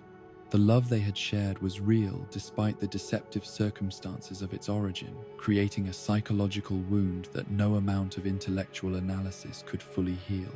The knowledge that Anna Maria mourned not Otto Octavius, but the Peter Parker she believed she had known, added layers of complexity to his grief that challenged his usually rational approach to problem solving. The development of proto-clone technology by the Jackal provided Otto with the opportunity he needed to achieve physical resurrection and reclaim a place in the world of the living. The genetic templates that Miles Warren had created for his various cloning experiments could be modified and enhanced to provide Otto with a new body that would be superior to his original form while avoiding the neural damage and physical limitations that had characterized his final years as Dr. Octopus. The negotiations with the Jackal were conducted through intermediaries and electronic communications, as Otto's consciousness remained trapped within the living brain's systems while planning his return to physical existence. The terms of their agreement reflected both Otto's desperate need for embodiment and his recognition that Warren's cloning technology represented his best chance for achieving resurrection without the terminal illnesses that had claimed his original body. The proto-clone body that eventually emerged from the Jackal's laboratories was a masterpiece of genetic engineering and biotechnology, incorporating Otto's original genetic template while eliminating the cellular damage caused by radiation exposure and correcting various physical imperfections that had limited his capabilities. The result was a body that was recognizably Otto Octavius, but younger, healthier, and more physically capable than he had ever been in his original incarnation. The process of transferring his consciousness from the living brain's digital storage systems into the proto-clone's neural networks was fraught with risks and uncertainties that even Otto's advanced understanding of neuroscience and computer technology could not fully predict or control. The integration of digital consciousness with biological neural tissue required unprecedented precision and coordination, as any errors in the transfer process could result in personality fragmentation, memory loss, or complete psychological breakdown. The moment of successful transfer was both a triumph of scientific achievement and a profound personal rebirth for Otto, as his consciousness once again inhabited physical form after months of electronic exile.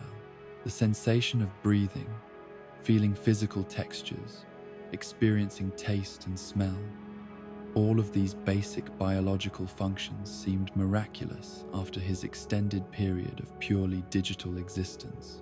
But perhaps more importantly, the transfer had succeeded in preserving his memories, personality, and intellectual capabilities intact, allowing him to reclaim his identity as Otto Octavius, while benefiting from the genetic improvements incorporated into his new body.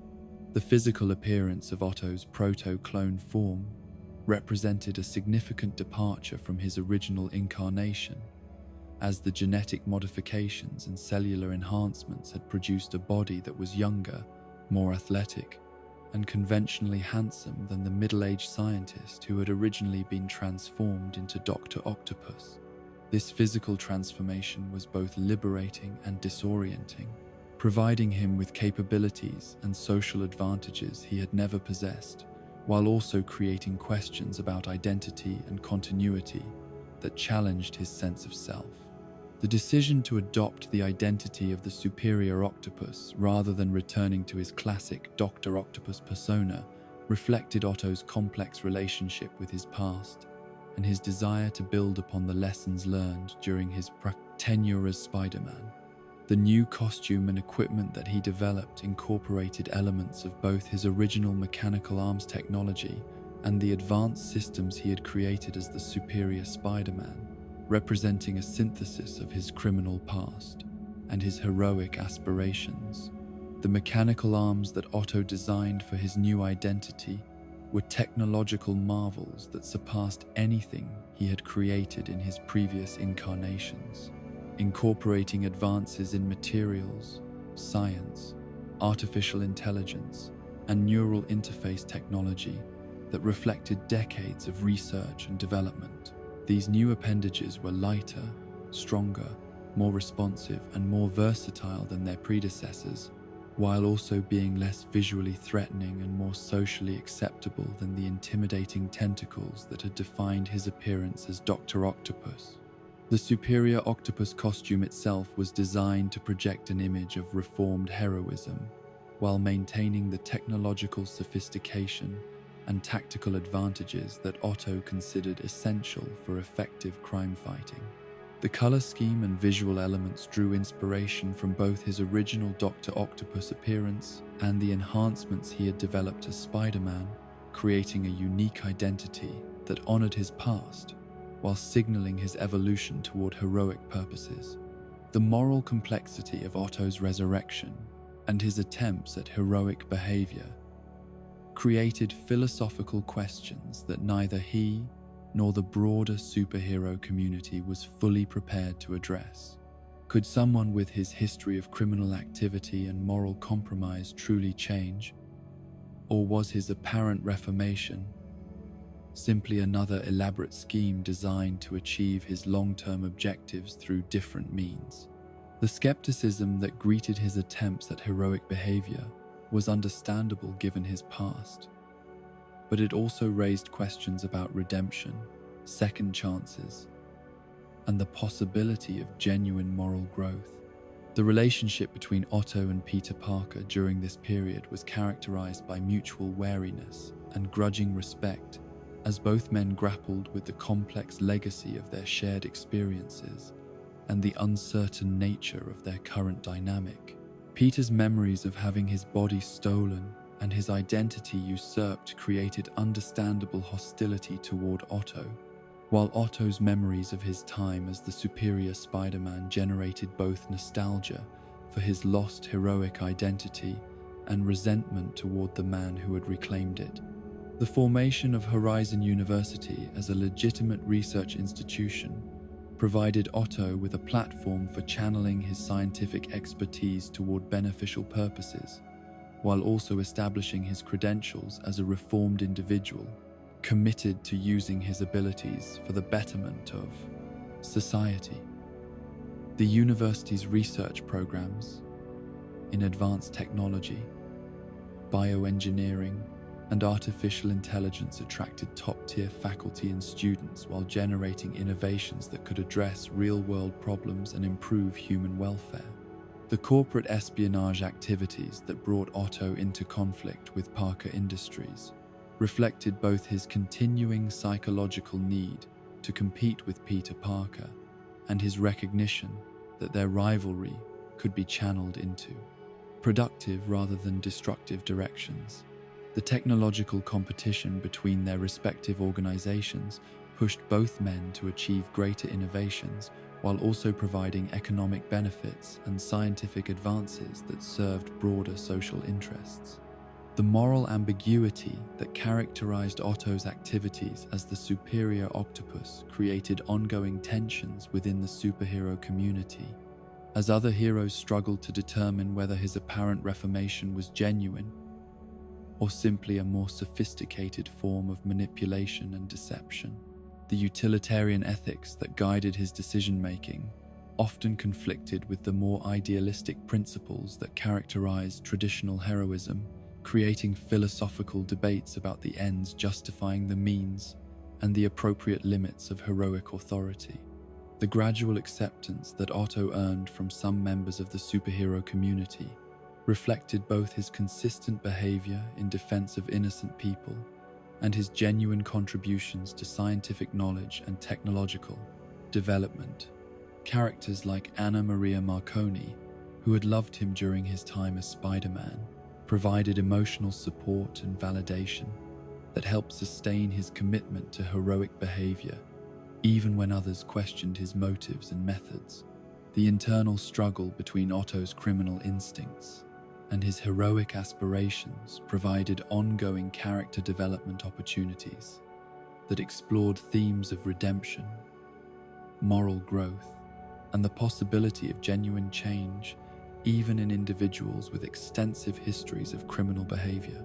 The temptations he faced and the choices he made in critical moments revealed the depth of his commitment to reform, while also acknowledging the ongoing influence of his past experiences and psychological patterns.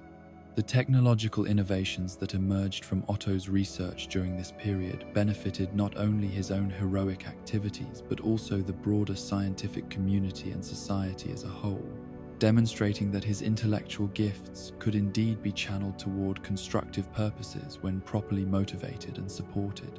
The patents and publications that resulted from his work established his legitimate credentials as a scientist and inventor, while also generating resources that could fund further research and development.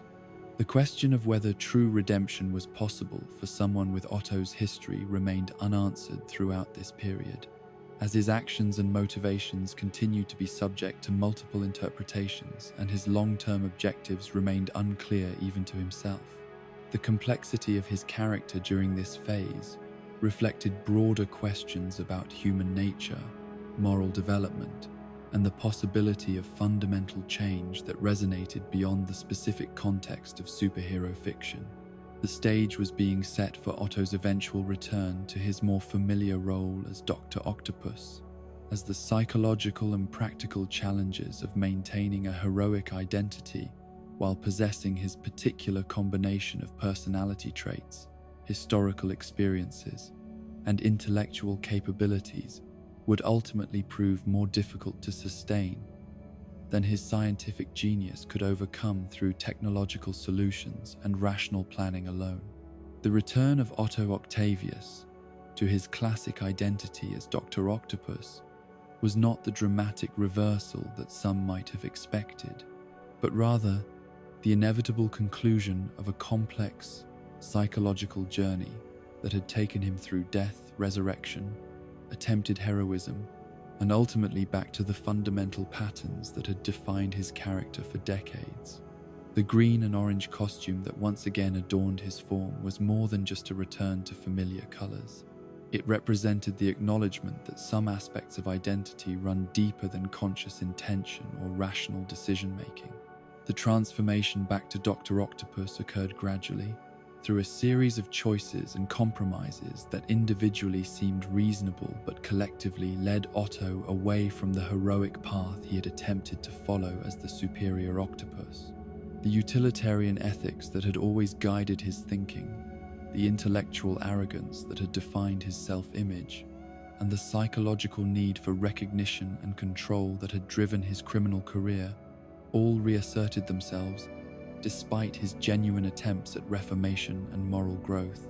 The scientific community's response to Otto's return to villainy was particularly complex, as many researchers and academics had come to respect his legitimate contributions to human knowledge. During his brief period of attempted heroism, the publications, patents, and technological innovations that had emerged from his work at Horizon University represented genuine advances that benefited society, creating moral ambiguities about the relationship between personal character and intellectual contribution that the academic world struggled to address. The mechanical arms that defined Otto's return to his classic identity had evolved considerably from their original incarnations, incorporating decades of technological advancement and refinement that made them more sophisticated and dangerous than ever before. The neural interface systems that controlled the appendages had reached levels of integration with his consciousness that blurred the boundaries between organic thought and mechanical action, creating a symbiotic relationship that was both more intimate and more complex than simple tool use. The modern Dr. Octopus, who emerged from this period of moral experimentation and technological advancement, was a more psychologically complex and philosophically sophisticated antagonist than the man who had first battled Spider-Man decades earlier.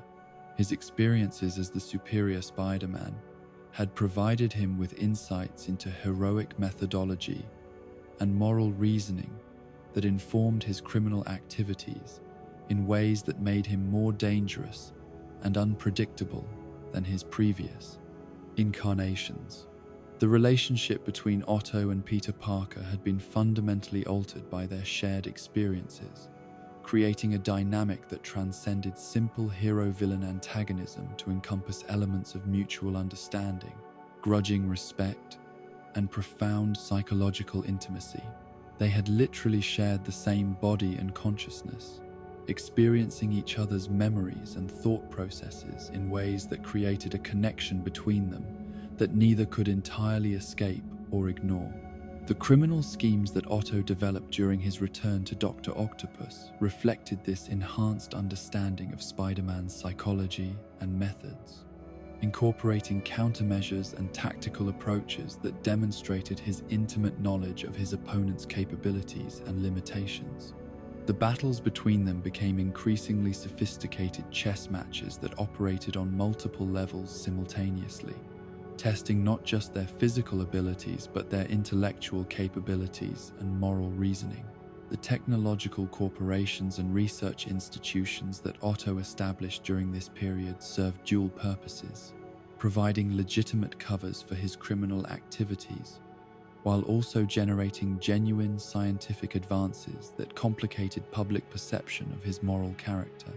The difficulty of separating his criminal actions from his intellectual contributions created ongoing debates within the scientific community about the ethics of utilizing knowledge derived from morally questionable sources.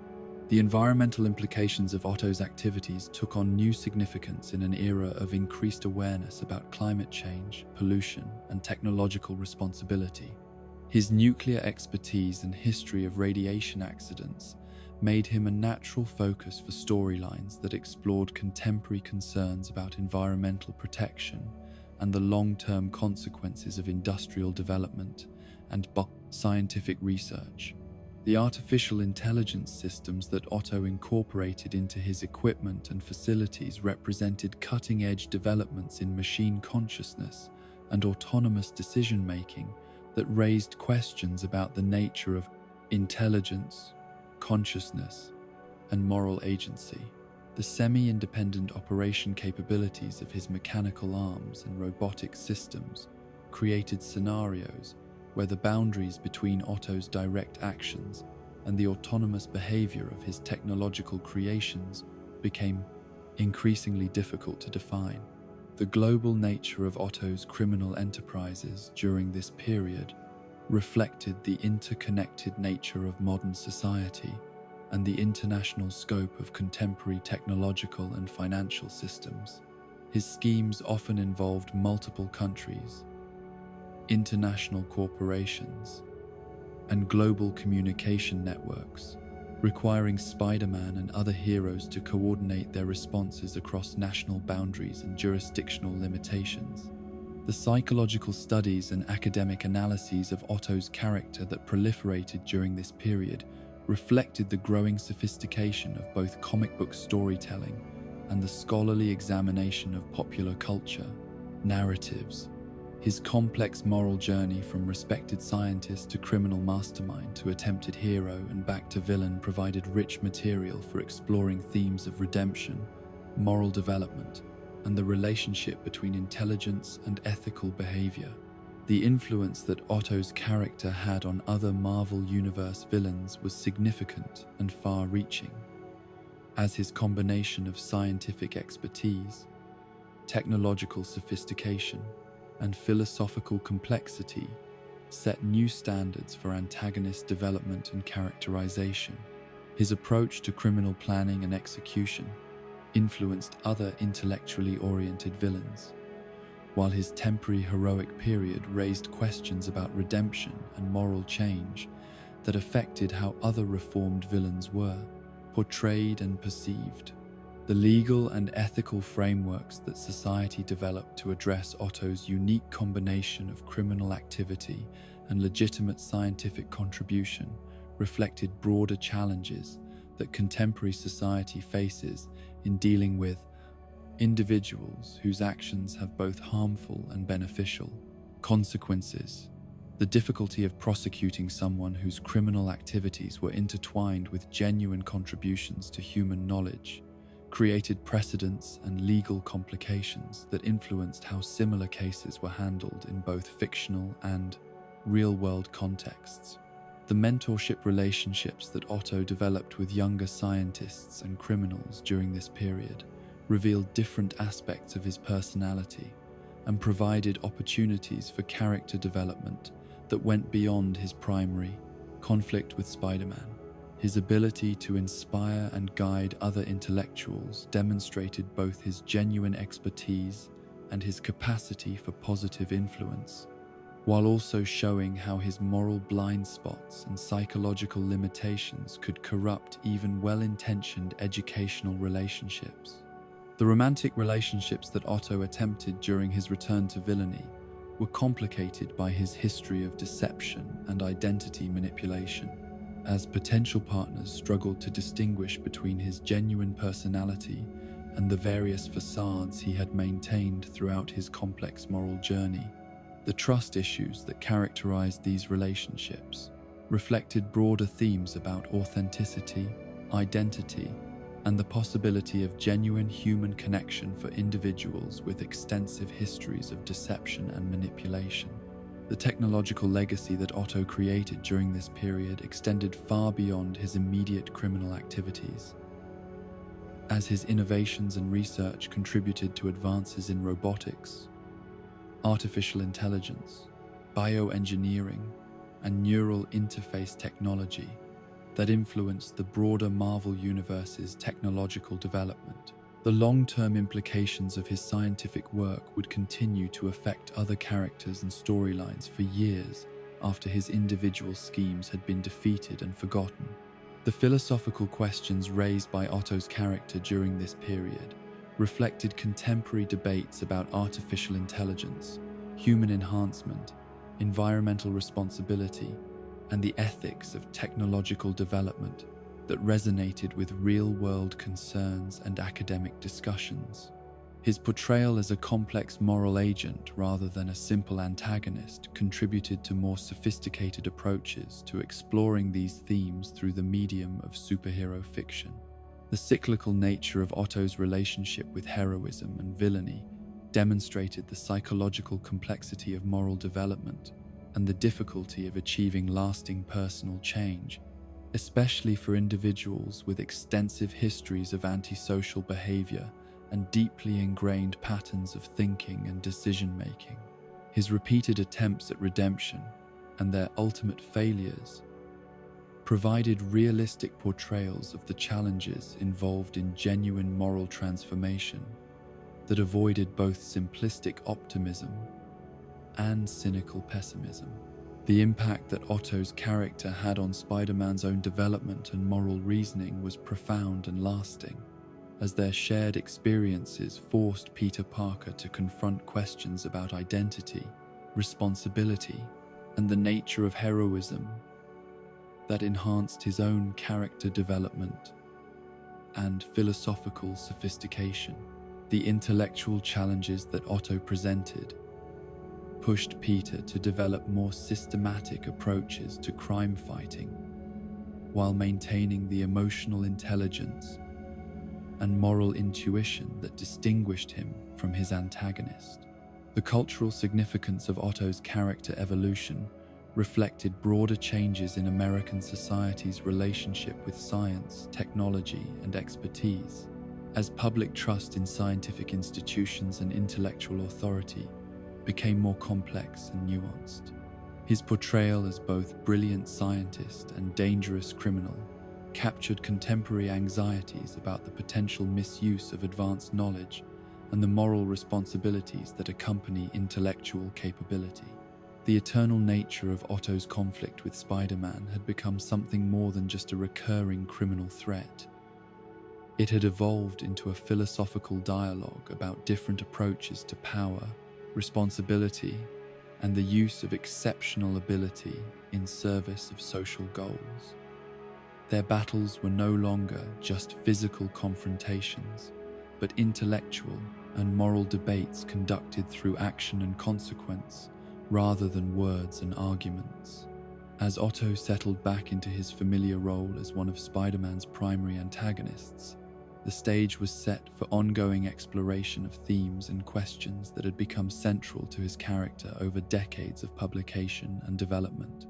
The man who had once been a simple criminal scientist had become something far more complex and challenging, a figure whose very existence raised fundamental questions about the nature of heroism, the possibility of redemption, and the relationship between intellectual capability and moral character.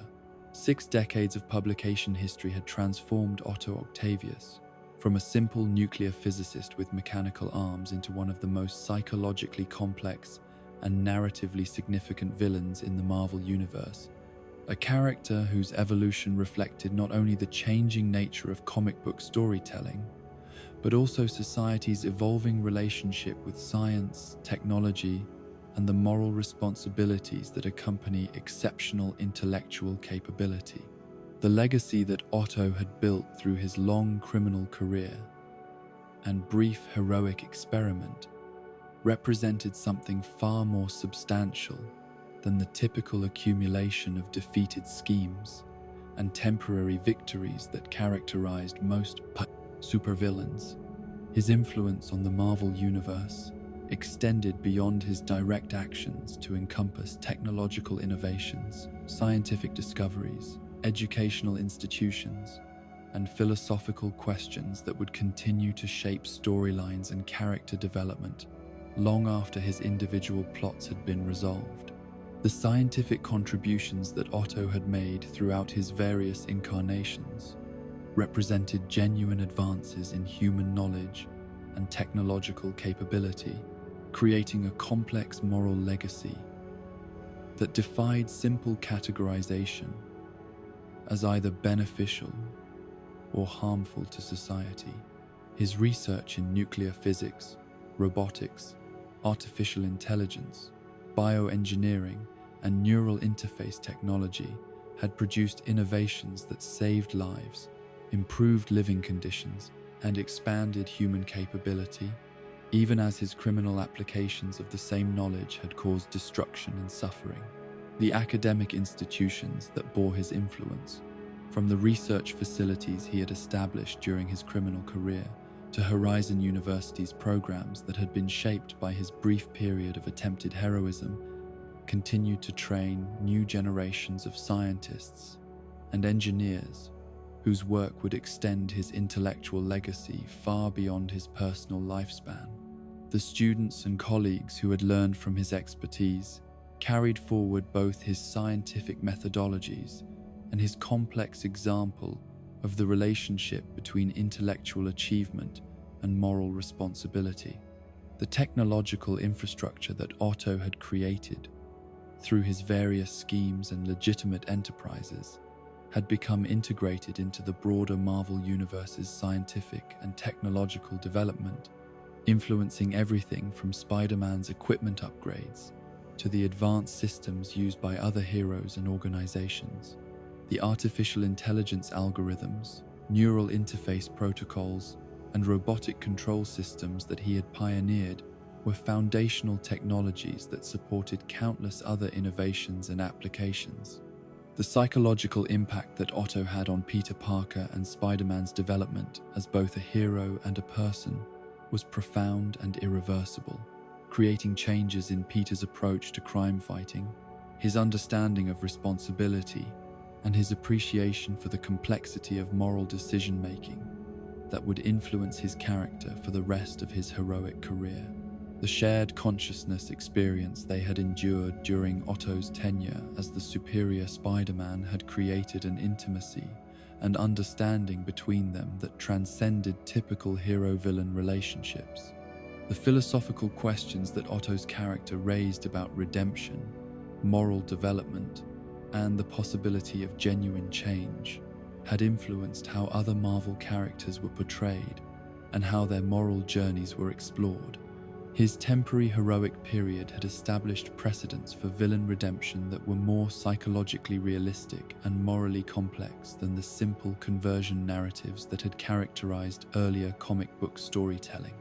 The scientific accuracy and theoretical sophistication that Otto brought to Marvel's portrayal of advanced technology had elevated the intellectual credibility of the entire universe, inspiring real-world scientists and engineers, while also providing more realistic foundations for the fantastic elements that define superhero fiction. His nuclear physics background and technological expertise had made Marvel's pseudoscience more plausible and educationally valuable for readers interested in genuine scientific principles.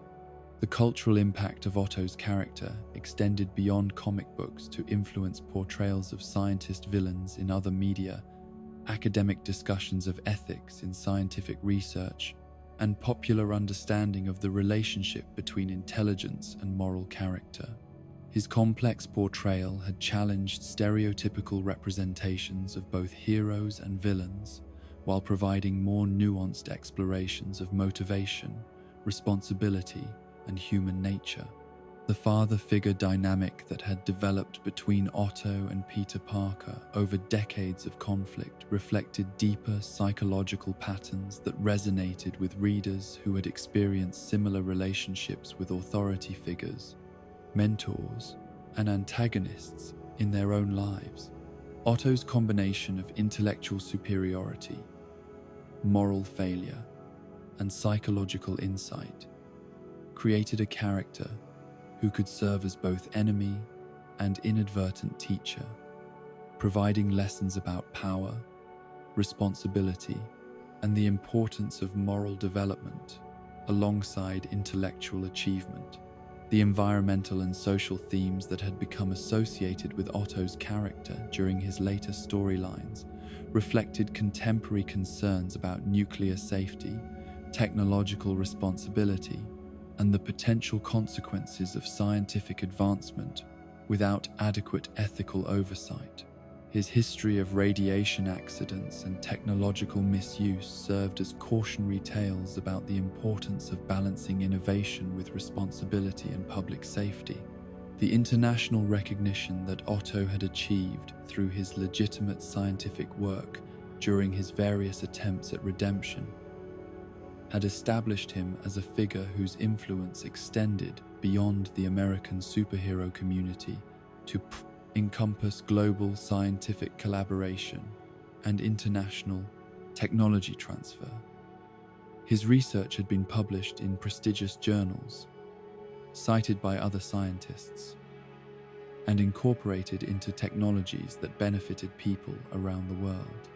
The economic impact of Otto's various enterprises, from his criminal organizations to his legitimate research institutions, had created ripple effects throughout the Marvel Universe's financial and technological sectors.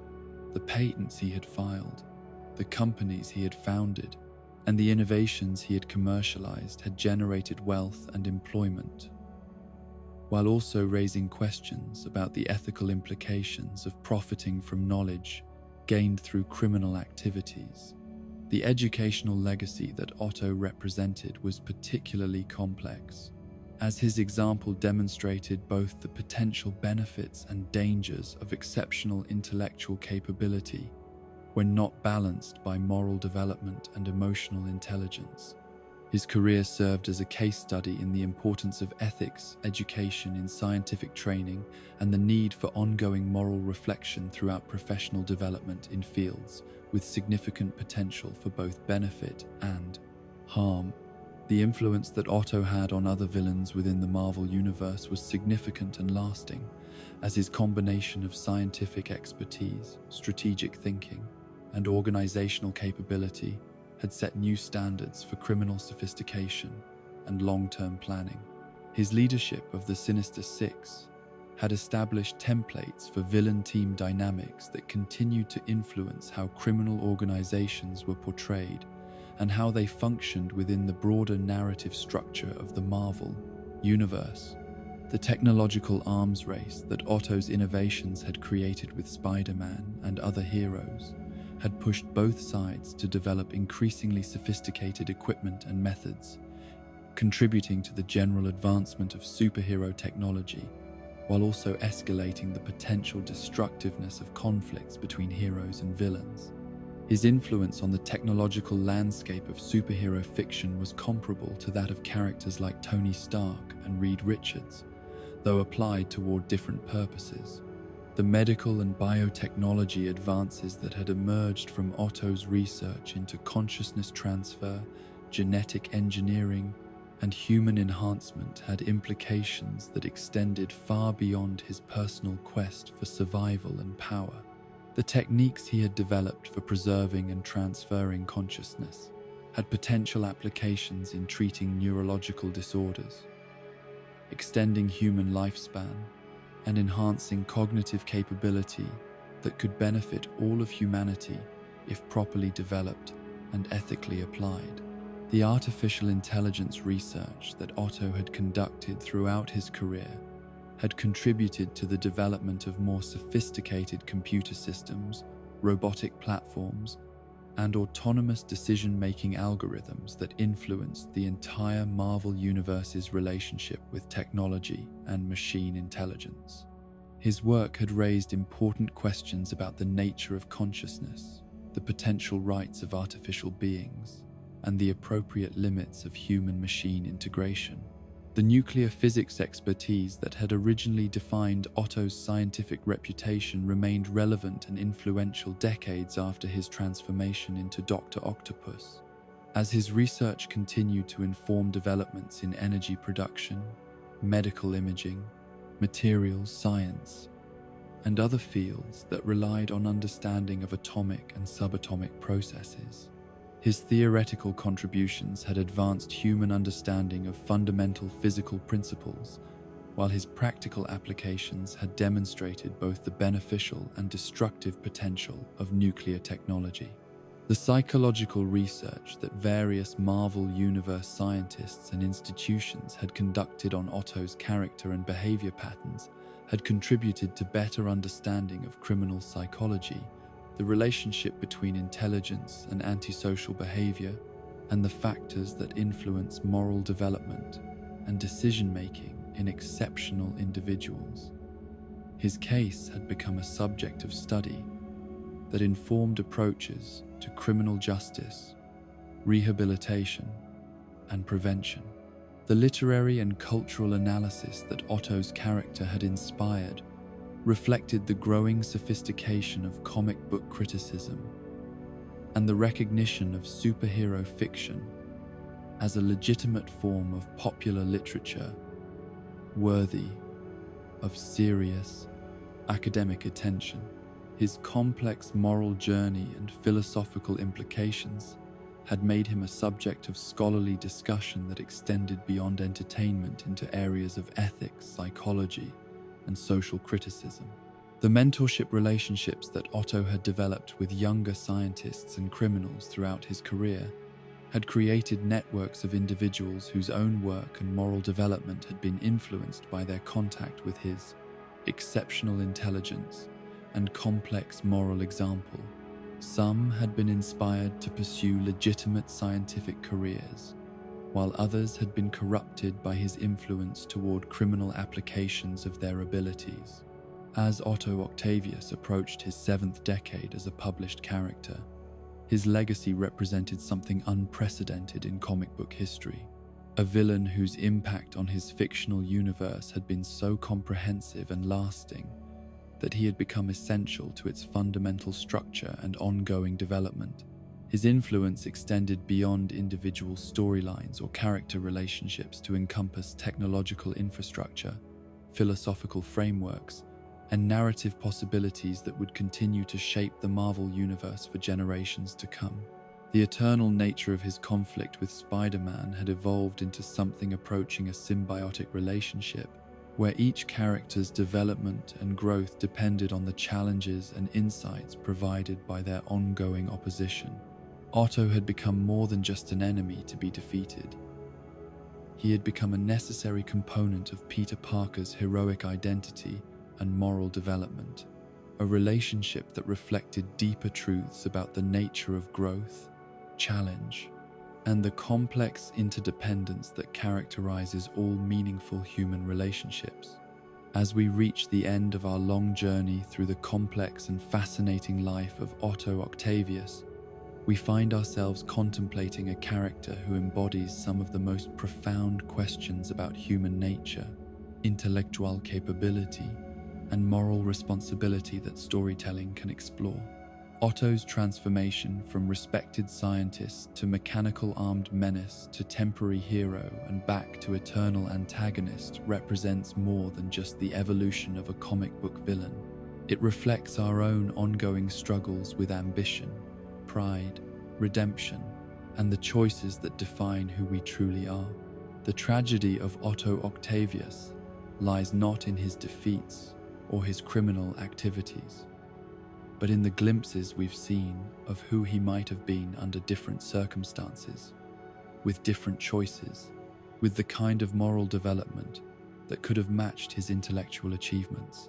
His brief time as the superior Spider-Man showed us that even the most corrupted mind can aspire to heroism, while his inevitable return to villainy reminded us that genuine change requires more than superior intelligence or good intentions.